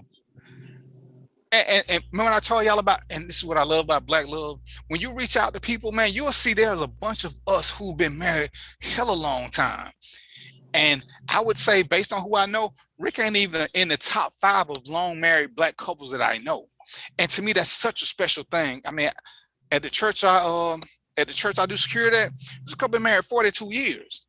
I'm just like, damn, 42 years. I'm 56. And then here come another couple. They've been married 53 years. I'm like, I would have thought y'all was like 60 and 61. Would y'all get married when y'all was in like kindergarten? It's so cool to see this, because it gives the Irons, it gives the DVPs, it gives us something to look forward to, knowing that we can really reach out and see somebody who's been married this long. And most of the time they look happy, because we know nobody gonna be happy all the time. And it's like, you know what? Maybe one day. Rick said he 52. What you got married when you were 13, Rick? I can't do no math right now. What's 29? Yeah, Rick got 20. What's that? 23. And then what? Y'all dated probably 8 years before that, so y'all met right at the end of elementary school. And you know, but it's so cool to see that. And you know, hell, he 52. I'm 56. I as soon as I get to my 20 years, I'm gonna get my watch. At Rick. Did you get a watch at 20 years? I'm gonna get my watch and I'm gonna start over again. I did 27. I ain't getting no damn watch. I had a good life though. I had a good life. No, you didn't have a union. I'm in the AARP. I don't get my watch. And they dated 3 months and got married. That's what's up. And you know, the age-old question: when does a man know? All men don't know at the same time. Some men know the first date, some men know the third date, some men, sometimes you just wake up and you're there. Rick, can you come on the show if I send you the link to the show, Rick? Oh, Rick said he got a Rolex. But yeah. ARP or from being married? Say it again, Lyle. From ARP or from being married? Where you doing? Oh, no. Oh, he probably got that. He Jay got the ARP. Hey, Aaron, can you send Rick the link? Can you send him? Can you message it to him? I will. Thank you. All right. Let's see. Bonnie and Clyde. My sis says, working for Social Security, I met a couple married a little over 60 years that warmed my heart and gave me hope. Yeah, 60 years. That's some of that TV. Miss Bonda's parents got 63, bro. Her parents. Yeah. 63. They still date. They share water. They share water. Yes, they have a time when they take a shower together. Oh. Oh, what the fuck? Hey, I thought V got her parents over there hot. She getting 1 bottle of water. They got to share that she come back home. I'm finna call defects on her. They're trying to keep it rated PG. We share water. Yeah. Yeah, I'm finna call defects on you. What's sad, Jess?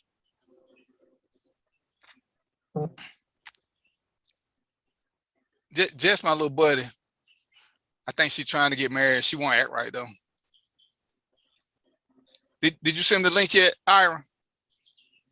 Yep, I got him. Okay. Yeah, come on in and share some secrets with us. Cause I think that the bulk of men want to be married. There's a lot of men who are scared, and I think most of us are scared until we find that one woman who just takes away our fears, and then that's when we know. And it ain't a 2 week, 3 weeks, 6 months. It's just once. You know what do women bring to the table? And I told somebody, when you find her, you will know. Other than that, you don't know, because you don't know what you need until it's there. You know, we can have a woman who can be a great cook. We can have a woman who's great in bed. We can have a woman who's good looking. But is that what you need? Is that what's gonna calm you down? Is that what's gonna, you know, when I was dating Trina and I was still serial dating, and I tell people, you know, how did you know she was the one? Because I stopped wanting to date other women. When I was in denial about how much I loved her, I was forcing myself to go on dates, but I kept thinking about her, and I couldn't wait for the date to end so I could get back and talk to her. That was when I knew that she had whatever it was at this mythical table that I needed. She had it because she had my mind somewhere else, you know. And I'm having a decent time on these dates, but it wasn't a good time because I wasn't who I wanted to be with. And that was when I had to start accepting reality. Well, she never gave me ultimatums. You know, we done talked about how our mindset was. We could do whatever we wanted to. And it's kind of like, you know, when you can do whatever you want to and you realize you don't want to do nothing but be with that one somebody, you might as well stop doing shit just to say you're doing it and go on and get with that one somebody and have your thing. That's just how I see it. You know, Iron gonna be out there. He gonna be with this one woman, and he gonna look at her. He gonna be like, "Damn, I don't want to drop her off. I don't want to drop her off." Then 3-4 weeks later, they gonna be living together. A few weeks after that, they gonna be married. I don't know about no weeks, but proceed. But I'm just saying, it just hit you like a sledgehammer because you don't see it coming. You don't. When I met Trina, Trina was supposed to be fun. This wasn't supposed to be nothing serious.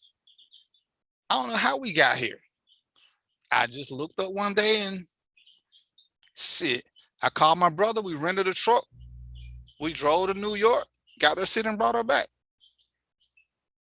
That was that. Hold on, unmute loud right quick.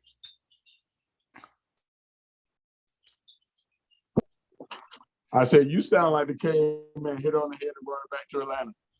No, I think and this is my story and I'm sticking to it.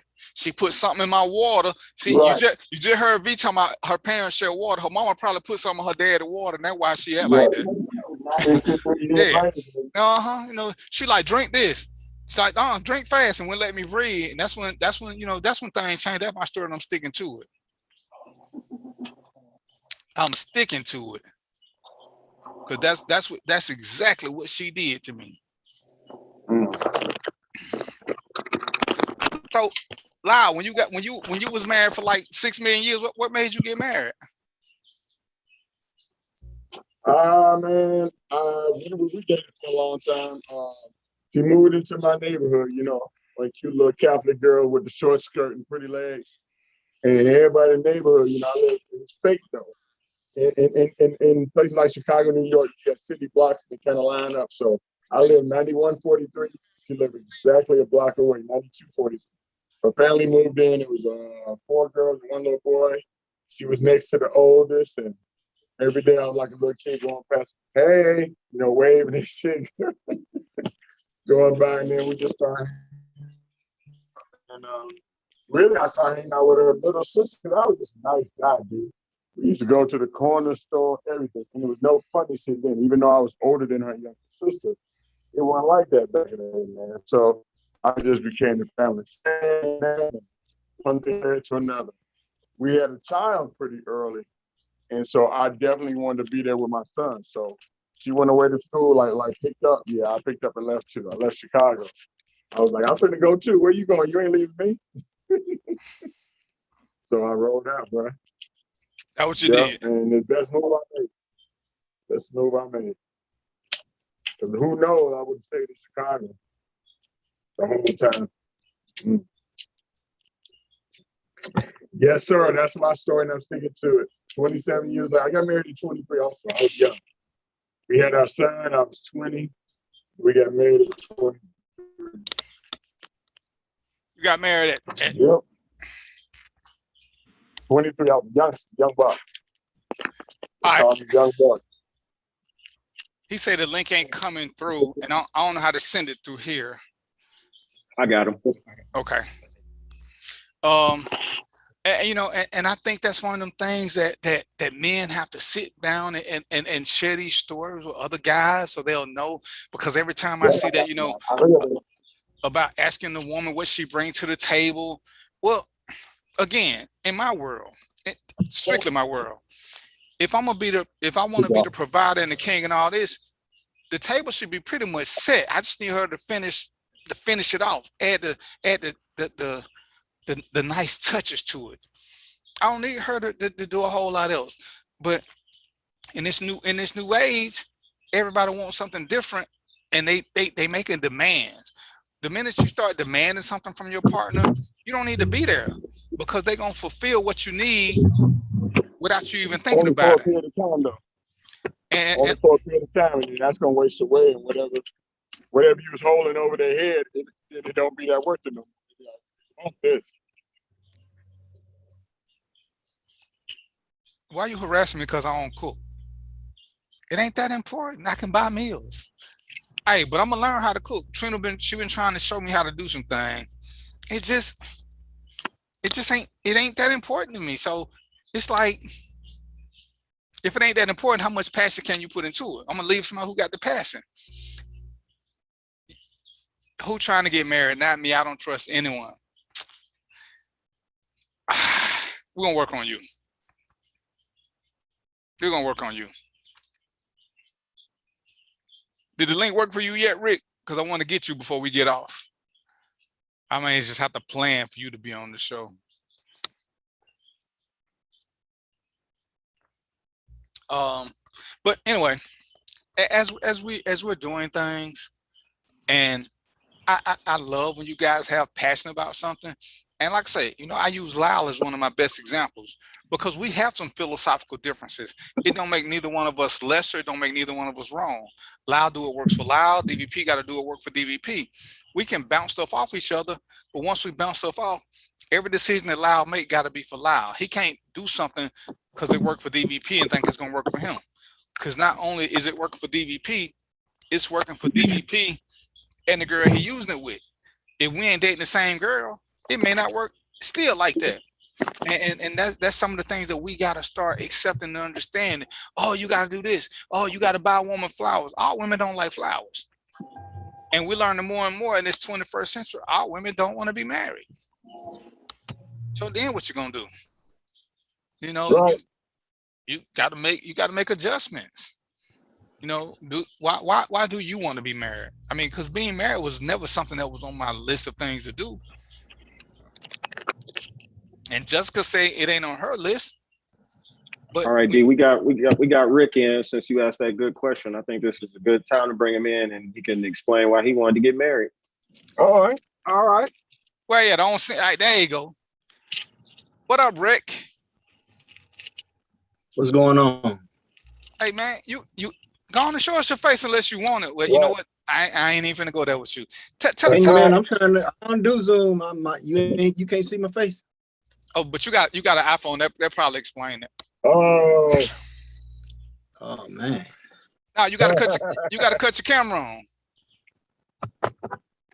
Oh, there you go. There you go. All right. What's going on? What's up, player? Now, you've been married 29 years. Tell us how you knew she was the one after 3 weeks. I didn't. That's the whole thing. You don't know. You got to go through the process. Uh-oh. Hey, tell the truth. I ain't saying it was a mistake. I'm saying I wasn't ready. Right. When I got married, but I grew, went through some stuff. I always tell people, I say, when you meet somebody, y'all just like this, y'all in it to win it. Especially if you get married young. I got married, I was 22. And what we don't know is men a lot of times, like this the man, this the woman. And this is how y'all grow. The woman grow and start maturing faster than the man. And so as she matures and he's still down here, she start growing like this. And she getting away from you. And as you start growing, you get here, you look like, oh man, come back over here. I want to be with you now. And she like, okay. Then when you start getting, you do this. This is like 5 years into the marriage, 5, 6, 7 years into the marriage. Y'all like this.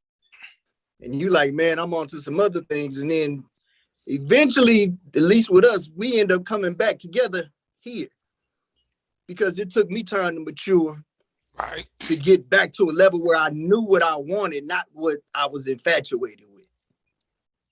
Go ahead. And that's how it went for us. And that's a great example. Yeah, I also tell people, I say, you don't always have to be on the same page as your woman, but make sure y'all in the same book. Right. Because if y'all in 2 different books, it's a wrap. And one of the things that you said, and I tell people that in this process, you got to realize that no matter how tired y'all are, y'all not going to grow at the same rate. Y'all going to have differences of opinions, different thoughts, and y'all going to veer off. The thing is do you want to hold on while they're doing it? Do they want to hold on? Exactly. One of the things that I knew when I knew Trina was the one is we had a couple of arguments where either one of us could have walked away. And in theory, we should have walked away, but we chose to stay together and fight it out. That's when I knew I started coming to the fact that she's the one. Because if this had been another woman, I would have been like, yeah, we good. But it was something about her that made me want to say, you know what? I'm going to fight through this. And, you know, for those y'all that know me, y'all know I'm a little on the stubborn side. One, I ain't finna be wrong. I ain't finna apologize because whatever I did, I meant it. And get over it. Life goes on. You know, Georgia Power gonna still send me a bill whether you love me or not. But I got to a point where I don't want to be without her. You know, I dated other women. Trina was right here. I'm looking at the other women trying to remember who I'm with, and all I want to do is get home and talk to Trina. Right. So I'm like, shit, you know, who am I lying to? I'm just lying to myself because a lot of men don't want to admit they're in love because it'll scare the shit out you at first. When you got to admit that to yourself, you don't want that reality. If it's a fight, oh yeah, I'm ready to fight, Rick. I don't know what we finna fight about, but I'm ready to fight. But oh man, I think you in love. Hold on, player. That's a fight. I ain't in love. I'm you know, I'm a player. I ain't in love. You know, that's that one reality. We don't just want to accept that face value. And that shit just hit you like a therapist. They're like, man, you doing this, this, and this. Me and Trina would talk on the phone 6 hours. I'm doing this shit at 50. Who the hell on the phone for 6 hours? Can't tell you what NAM conversation was about. Not NAM. You know, but like Rick said, it didn't matter. Right. It didn't matter. But you grow into it, and you know, you're gonna have periods where you grow apart, but you still tied here. But you growing apart, and you just gotta make sure, you know, my love language is physical contact. As long as something ain't touching, we still got electricity, we can come back together. Right. But you got to accept the fact there are going to be times when y'all just on totally different paths. And, you know, I tell people, it ain't that we want the same thing. We just got 2 different ways of getting there. Sometimes you got to let them try their way while you try your way. Y'all still trying to get here. But Rick want to do it through stock market. T want to do it through selling something else. Well, you know, the asshole man gonna say, well, I need you to just go with my way and just no, sometimes you gotta let them do their thing. Y'all both going to the same destination. 2 ways is better than 1. If her way work, you got to work a little less hard. If your way works, she got to work a little less harder. The less hard y'all got to work, the more time y'all get to spend together. Because if it's all on Rick gonna get tired sometimes. Fellas, gonna accept the fact that we get tired. Facts. And one of the things that I'm gonna say this about real men, we need a woman who can step in for us, not take over for us, but step in while we need to rest. Give me time to go to sleep. Give me time to be weak for 30 minutes. And you handling stuff. You just keeping it afloat. When you give me that, I can give you the world. And you know, but you need that woman who can do that for you. Mm-hmm. I think that's a prerequisite for most people who've been married like Rick have, who've been doing it long term. And you know, this is what we do. Yeah, brother. To me, the most important thing is having a good foundation. Yeah. And you know, we talk about it, and I said all the time, people say communication, and I said, no, it's got to be honest communication, because a lie is communication. People communicate all the time. If you ain't having honest communication, and Rick would be lying, T would be lying, DVP would be lying, Trinity would be lying, to say that your partner never said something that hurt your feelings, because sometimes we need that. Sometimes when you got a good partner, every now and then you're going to get that kick in the ass because you're slacking. And they're going to give it to you like you claim you want it because you want honesty, and they give it to you. You're going to pout for a minute. You're going to realize they telling you the truth for y'all, for the benefit of y'all. And guess what you do? You pick up and get back on it, because sometimes we all false. We all get weak and distracted. But I'm sure T done said something to Rick a couple times. Rick just looked at her like, woman, you talking? She was talking to me. Damn, she might be right. Damn. But they don't mean no harm by it. They know what our potential is because they've seen us do things. And as good as we think we are sometimes, Rick, do you mind when your woman put a little challenge out there to you? Because she ain't trying to see you fail. She just wants to see you get a little bit higher. And that's what we accept. Yeah. She my wife pushed me. She pushed me to get out the military. Well, no, she pushed me to stay in the military. Because I was about ready to get out, go get me a job with the FAA. I'm thinking about all this money the FAA gonna pay me. I'm like, I need to get out. She said, nah, you need to stay in, retire, then go to the FAA. So you'll have that, you know, that all that retirement money, whatever disability money they're gonna give you, the damn health care. You know, she was thinking long term as opposed to go ahead and get that money now. And I'm so grateful for it, because, you know, everybody I know they got out, you know, they worse off for it. Most of them, I say that you know, even the ones that went and, you know, got that high paying job so quick, but, you know, it wore them out. And you know, and that's what people don't understand. And I tell people, ain't nothing like being retired, because then you can do stuff because you want to. And I tell people, do what you have to so that you can do what you want to. Yep. I didn't love my job, but it took care of things. Between my job and the retirement, the military, and the benefits I get, my life ain't that bad. Right. But, oh man, I could never do. You're right, because you know, you 50, 60, you still got a 50-hour week job that you got to work. I don't work 50 hours a month unless I want to. Unless it's something I really want to buy, I ain't working 50 hours a month. So you do what work for you. I was fully retired at 44 because I had a plan. And you know, that's what Rick talking about. When you got a woman who help you with that plan and she can show you things that you don't see, shit, you winning. You ain't finna let her walk away. I tell Trina now, she can leave anytime she wants to. She just can't take them ankles with her. So she can do whatever she wants to. She can get mad if she wants to. Them ankles ain't leaving this house. So she like, what that mean? I said what I said. You can go, but that dude ain't gonna have no one with an ankle. So you figure it out. You get you some roller skates and skate your way through life. But them ankles stand. And you know, and that's our joke. But she ain't going nowhere. We didn't go through all these fights and potential breakups to stay together just to leave. And go do it all over again. Yeah, you know. Hey, if you got a good foundation, you can always renovate that motherfucker. Right. If your foundation is messed up, you got to tear it down and start over again. Right. You can upgrade, but when you got to keep breaking that brick, every time that dirt getting soft and soft, it ain't gonna hold up. Yeah, it's yeah. And you know, here we go, ladies. This is a black man who is just 52, been married almost 30 years. So it can be done. And you know, this new microwave society has screwed a lot of things up, along with this is me and Rick and Lyle's fault. I'm gonna blame us for something right now. One of the things that we don't do, because we were never taught to do it and we just learning, we got to talk to the irons of other people, let them see what life can be like. Sometimes we get so caught up in making things right, we lose touch with the rest of the world because we're trying to make our own life right, and we forget to pass that knowledge down to people. Because me and Rick ain't out on the street corner playing chess and checkers, letting young kids walk up to us and we can get them the information like some of the old folk gave us. We don't do it no more. And I think there's a need for that. You know, there's a need for old men over 50 to talk to men 35 to 45, so they can talk to kids 18 to 25, so we can keep passing this knowledge. And we just ain't figured out that process yet.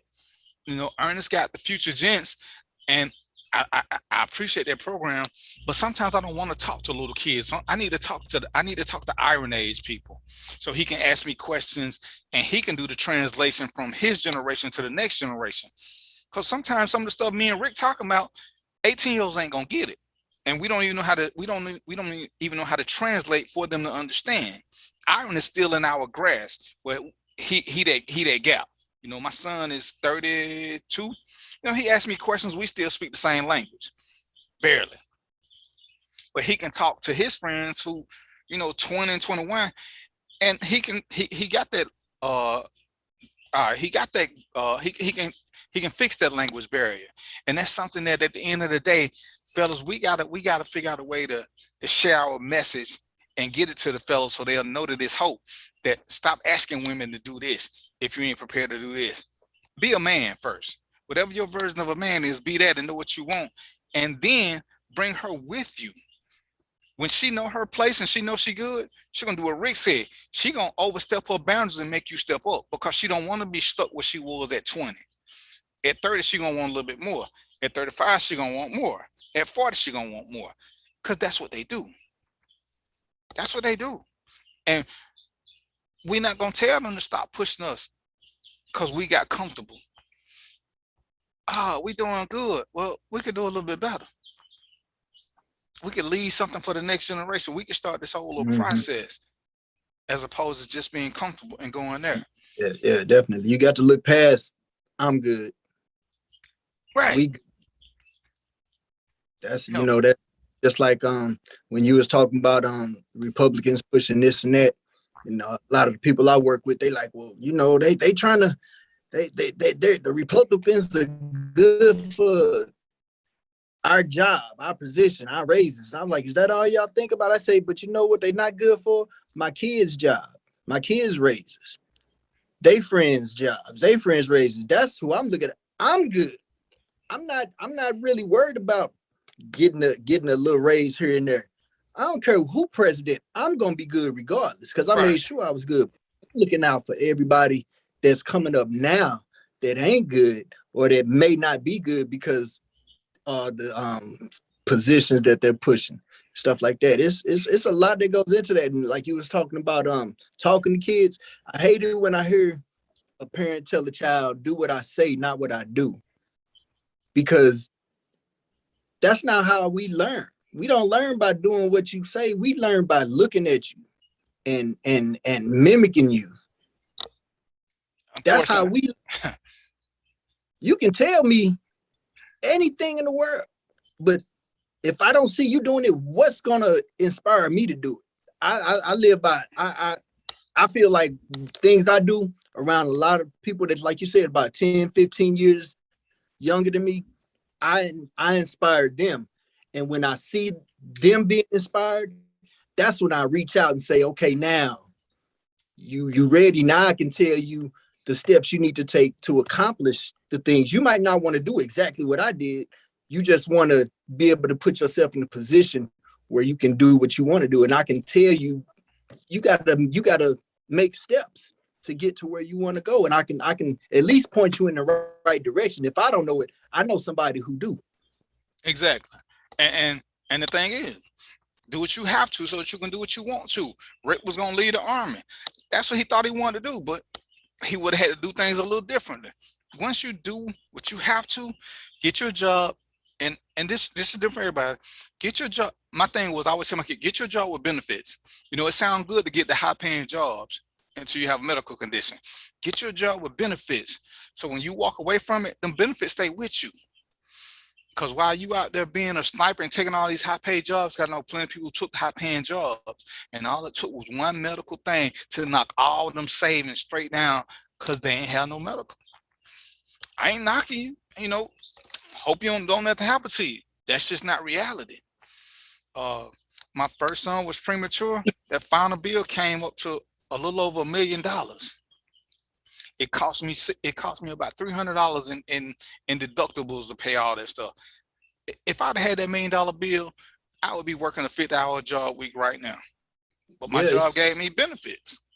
It's a difference between chasing a dollar and building financial stability. We're gonna take. You still want to take? You want to take this last break, or you? All right, we're gonna take this last break, and then we're gonna come and finish out the show.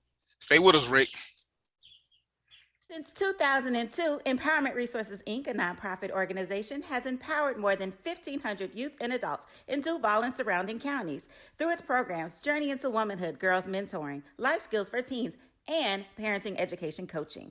To get involved with programs, volunteer, or donate, visit www.empowermentresourcesinc.org. Follow us on social media, facebook.com/empowerment.resources and instagram.com/empowermentJAX.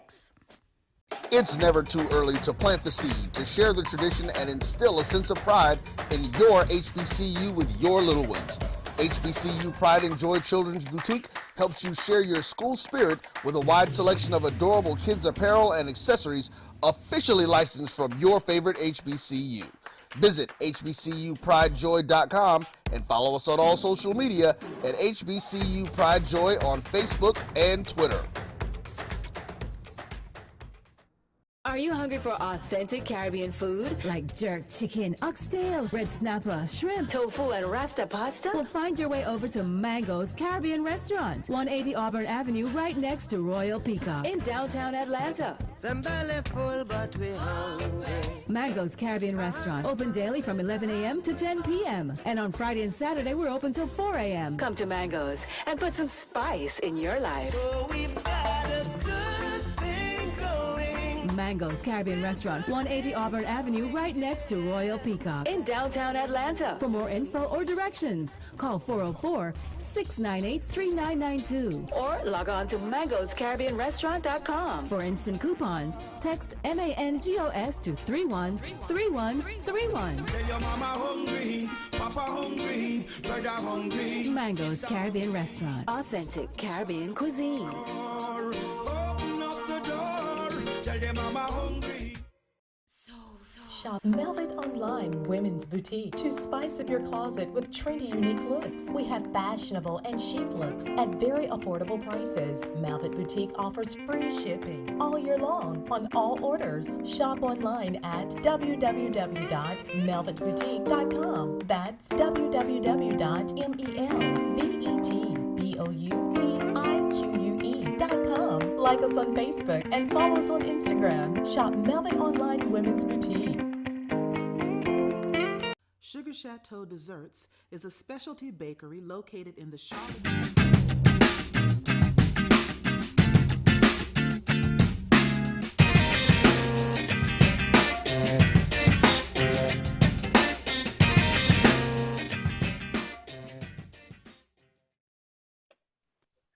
All right, we back. I got my man Rick here from Rick and T. I don't know why he don't let the pretty half be on the show, but I'm gonna let him ride with that one. I got Lyle doing his thing. We can't. Can you? Is it legal to be hosting the show while driving? I know you can't text and drive. Can you host a show and be driving? You know what I'm saying? I ain't trying to be no co-conspirator and nothing. It probably got the super producers navigating. You know, and make my job easy. You know, I flip on the camera and I roll out. Okay. I'm just saying, I will turn state. Hands free. I ain't touching nothing. Hands free.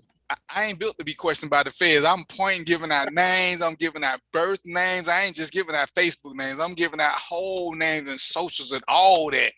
I still got to see the paper. Everybody done touch except for iron with your fingerprint on it, just in case you gave me some bogus information. Like, bam, this is fingerprint on here. That's all I can tell y'all. No. You're supposed to help hide evidence. You're police. You know how to do that. Negative, Ghost Rider. I seen them specials. I'm not going to jail for nobody. You know, one of the things I always like about doing this show is the people that I get to meet. Like I said, I met Rick before on some happenstance, but it's always good to have different opinions. And there's nothing better for me, honestly, as an intellectual, to hear different opinions, because then it opens up my mind. Because if I see something that's working for somebody else, not that I want to try, but I tell you all the time, it's another tool in the tool belt. Try it, you know, try some of their little innovations, try some of the ways that they did it, and see if you can make them work for you. Because you don't have to keep reinventing the wheel. Sometimes you just need to change the wheel size. So if Rick say do it this way, I might try to a couple of these steps, like, okay, that was pretty easy, let me keep going. We so want everything to be our own personal thing. And that's why I say at some point, for those of us who ain't arrogant or stupid, we're all sheep of some kind. There's somebody that we follow what they do. We may not follow it to the T, but when you get that tattoo, it's because somebody else had a tattoo. When you get a tattoo of your kid's name, it's because somebody else done did it. You thought it was cute. It's like, I'm gonna do it this, I'm gonna do it this way. You may change the various for you, but at some point, there are very few unique ideas now that we do, and it's okay. And it don't make you a sheep. It just means you admiring something somebody else did, and you make it your own. I ain't finna change my name to Rick because I think Rick is a cool dude. But you know, I gotta be me. Me and Rick are different people. He does his thing, I can respect that. Hiram does his thing, I can respect that. And we ain't never gotta do the same thing. We ain't never gotta do the same thing. I ain't gonna tell you where he live, but Rick got a big house. I don't want a house that big because that means somebody gotta clean it up. It won't be this guy. It won't be this guy. I just learned, I got a man cave. I just learned to start enjoying my man cave. Those y'all who knew me from the beginning of the show know I used to do the show in front of my bathroom door because I was too lazy to leave the bathroom. But as Rick say, Trina said, you need to do this. I got somebody to get me a little backdrop. So you need to go down there. You need to look more professional. You don't need to be in front of the bathroom door doing the show. I'm thinking, who asked you?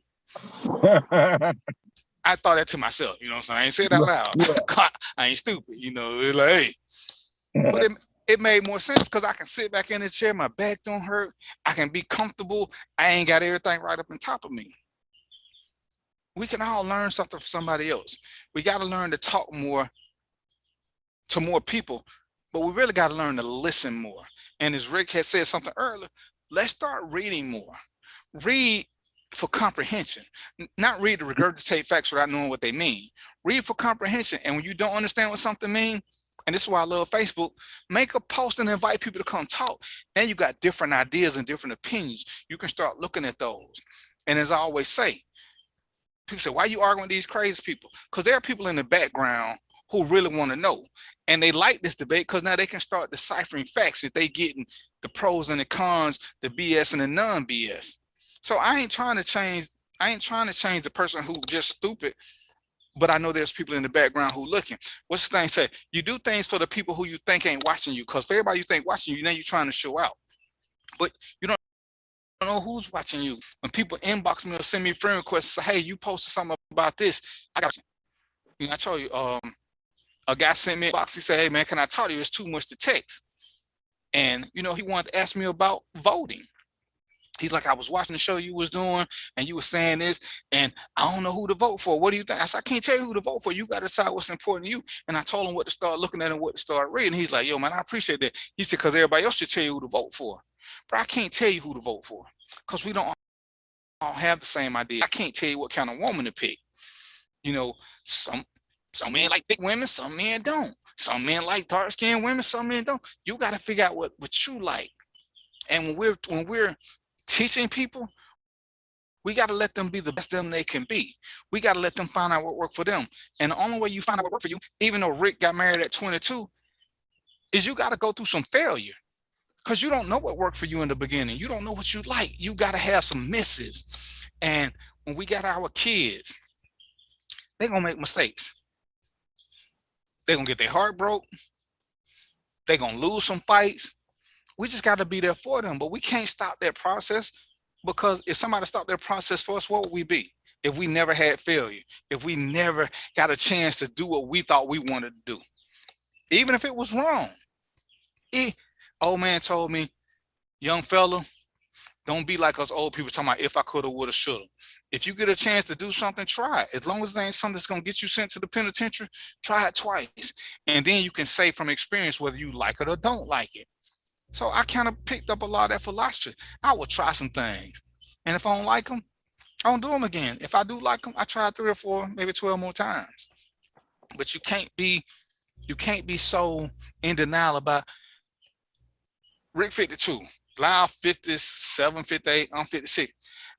And to this day, we still know everything we like. We know what we've been exposed to. But shit, somebody might hit us with something like, oh shit, I ain't know I like that. Bam. You might not like a certain food. Or maybe you just don't like the way a certain person cooked that certain food. You never know. Don't be scared to try stuff. Don't let people tell you what you can or can't do. Trying to make a hell of pasta. I was never a pasta fan before, but shit, now I like pasta. But before, if somebody said, what's your favorite food? I'd have been like a hamburger. You can't mess up a hamburger. So I learned to like hamburgers because I traveled a lot. You can't mess up hamburgers. You can mess up pasta. You can mess up a lot of different dishes that I used to like. But when you go out somewhere and you see that little, and Rick, no, he doesn't travel. You see that menu food, you order it, it come back and it tastes like crap. You're like, man, I ain't never getting this. But it was just that restaurant. It's the same way with things in life. We go through different cars. You think that little Volkswagen you get at 17 is the best car in the world till you get in the Cadillac. He's like, shit, this Cadillac, because you gotta go through the experiences. Don't let nobody tell you that you gotta get a Jaguar. Nice cars, I don't like them. My dad loved Jaguars. What's something wrong with him? All these little things you gotta go through, and you listen to other people. You reach out to the Ricks. Hey, Rick, tell me how this went. And you listen to his story. Now you got something to compare it to. So when you do something that he said, if you feel that, then you relate to him. If you don't, you be like, yo, Rick, I tried it, man. I ain't. Rick said, what you say? You went scuba diving, deep sea, what you say? Deep sea fishing? Yeah. See? I jumped in. First time, how'd you like it? First time going fishing. See, I ain't never been fishing because I seen Jaws, so I'm scared. First time. I like the experience of being out there with my friends having a good time, but catching a fish it didn't make me want to go again. And plus my wife got sick, so I definitely don't want to take her again. And see, like I said, I saw Jaws, so I ain't never wanted to do it because I'm just like, fish eat people. I'm a people. It shit just don't work for me. I'm gonna get my fish from Kroger or Publix. I'm good with that whole thing. And just sitting out on the water with the sun baking me, my mentality couldn't grasp. I want to try it though, but I want to be like Otis Red. I want to be sitting on the dock of the bay where when it's time to go to the bathroom, I can go to a bathroom. I don't want to just pee over the side because I'm scared. I'm scared about having my little weenie out and a fish running by and they might think and reach up. Hey, yeah. Don't judge me. I'm from Bankhead. I got hood fears. He gonna mistake it for a worm? What? Yeah, you know what I'm saying? Jump up and next thing, how I'm explaining that? You seen the shark jump up out the water before right. and grab the fish. My insurance ain't buying that. You know, like y'all ain't gonna let me live it down. Be like, yo, man, what happened? I'm like, yo, man, y'all ain't gonna believe this. I went deep sea fishing with Rick them. I had to pee. Rick said pee over the boat. I peed. Next thing you know, here come one of them with the little shark with the pointed thing and just step. Hey, see, y'all gonna laugh at me like y'all doing now. Ain't nobody feel sorry for me. Jaws has traumatized the great deal of our generation. Right. And you know, that was the movie back here. I get traumatized when I hear music when I'm close to water. As soon as I hear, I can't go to pool parties because when they cut the music on, I want to be close to the wall. I don't even want to be near the water. But you know, we got to just do different things and try them and let that be that.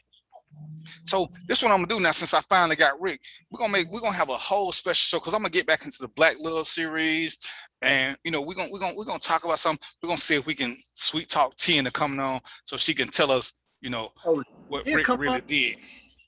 Yeah, come on. She upstairs live on her show now. She doing her show now. Is she? Yeah. let me come over there so I can put my jam up. Don't be doing the show when I'm doing the show. I'm a jam the signal. So hey, I was gonna talk to you about it anyway. All right, is my mic still hot? Can y'all hear me? Okay. Yeah. I thought I hit a button. All right, yeah. Well, I'm gonna hit you up after the show then. All right, so it's 7:57, so it's almost that time. So I'm gonna let my guest Rick give his closing first and tell us anything he wants us to know about himself that ain't gonna get us looked at by the feds or have nobody chasing us and shit. Originally, I was drafted by the Pittsburgh Pirates out of high school. Decided not to go. Well, I didn't decide to go. I went into the military a little bit before the draft happened. Got drafted, but we had the stop loss going on, so I wasn't able to get out. But met my wife. A couple of years later, got married. 29 years later, we got 4 kids. 3 of them out the house. 1 in here saving up for his house. And I'm air traffic controller, and you know, that's what it is with me. You know, I love people who love people. I love positivity. I ain't about the drama or the negativity. And I love to be around black people, especially that's trying to make black people better. That's why I'm here. All right, Mr. 976, tell us what you got going. Hey, what kind of hair your wife got, Rick? What you mean? What kind of hair she got? What kind of hair? You know, Lila's a makeup and hair. What style is she wearing? Lila's a makeup and hairstylist. We trying to get some makeovers. I'm gonna tell you what she's been telling me for years. My wife is half black, half Korean. So okay. So that tells you everything you need to know. She don't let nobody do her hair because she don't trust nobody because I got you. To do with good hair, with good black hair. She got good hair, but it's still. I got you. Well, and he does makeup too. So you know, we were just trying to give out some hair and makeup makeover. So we'll see what's going on. I do cook or clean. Jessica, go sit in the corner. Lau, you in Atlanta? Yeah, man, I'm in Atlanta, man. Out here, and I do hair in Marietta. I also teach. I'm a cosmetology instructor. And my biggest thing going into the business was learning how to do white hair because I did black hair for a long time.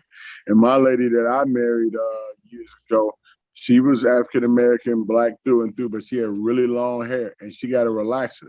So when I'm doing relaxers on that got me really well versed with dealing with women's hair and stuff like that. And I do makeup professionally. I've been with MAC for like 15 years. I was just over there in March. So they still call me to do events and stuff like that, man. So I'm the truth with it, bro. You know, but we always doing some special things. You know, I was fucking with DVP. He said, what kind of hair does she got? What he meant to say is, how does she wear her hair? Is it natural curly? Is it long? Is it straight? He's like, what kind of hair would you mean? It's naturally curly and it's long. Right. That's beautiful. That's beautiful. When he said it, I was like, what you mean? But no, she ain't got no weave. She ain't got no weave. She ain't had to go to the store and buy it. I got you, bro. Got you. So yeah, I want somebody who know what they're doing to give her a different look. Yeah, that we can do that, bro. We can talk about it. Don't trust nobody. You know how they get. They don't trust nobody. The first step is to listen to your client to see what they're really trying to get, and then sometimes you got to interpret some things, break it down for them, let them know what's possible, what's not possible, and what would be best for their hair. Right. I'm gonna send you the link to his page so she can look at it and decide if she wanna come in and get one of these makeovers that we doing. Oh, she ain't gonna have no choice because I'm gonna probably just buy her a package from my man. Right. There you go. And look, I can send you some pictures. The lady I just got finished doing in the salon, she got long hair. I got a bunch of clients with long ass hair. So yes, sir. And I met him at a hair show because I used to do security for the Bronner Brothers, and he was one of the instructors and vendors there. So that's how we got to know each other.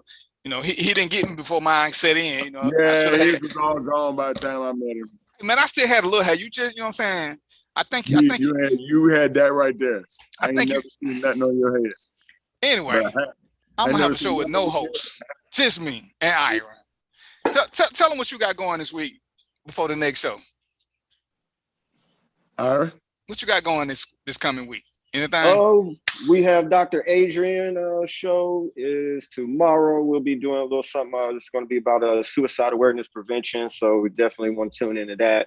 especially for us young Black men, older Black men, Black people in general, man. You know, being Black, you pretty much got PTSD anyway. So this would be a good show to tune into. This weekend we have the Savannah State game that will be over doing some good work. We was at the Red Tails Classic this past weekend. A lot of good work there. Listen, AD. Hey, Aaron, don't mean to interrupt you, bro, man. That's awesome. That's amazing. My daughter went to my daughter-in-law went to Tuskegee, and my son graduated from Fort Valley. He played 1 year of football and then 3 years of All-American in track. My other son went to Savannah State. And when I saw those games and I saw the other games that were coming up, I straight up thought about my boys. I said, damn, my guys said that they're going to be doing some Black college sports. I wonder if they're going to be connected. So that's awesome, man. Congratulations. Get that, you know. Tell me this, where will we be able to view it where y'all are doing, and I don't know if y'all doing commentary, you just might be hosting it, but if y'all are doing commentary, where would we be able to view that on? Be on BCSN, the MyJBN page on Facebook, BCSN page on Facebook. If you follow me or you are friends with me on Facebook, you will see me sharing it as well. So, you know, we're going to make sure we get the word out there, make sure that we do as much for these HBCUs and our culture and community as possible. We just met the mayor last week of Montgomery, Alabama. We had a great interview with him. We also interviewed former Mayor Johnny Ford in Montgomery. Great interview with him as well. So we out here doing good work, man. I see that, bro. That's what's up. That's what's up. All right, so y'all know who I am. I'm DVP. I'm just a guy who hosts a show that be ignoring me and shit. But you know, that's a whole nother story. I'm gonna do a petty post about him later on. We're gonna be back next Wednesday. Like I said, if y'all got stuff y'all want to talk about, shoot me a link, shoot me a text message. I'll find me some hosts and we'll do some things. And you know, until then, y'all know what it is. Peace, popcorn, and chicken grease. And we out. Random thoughts, DVP. We out.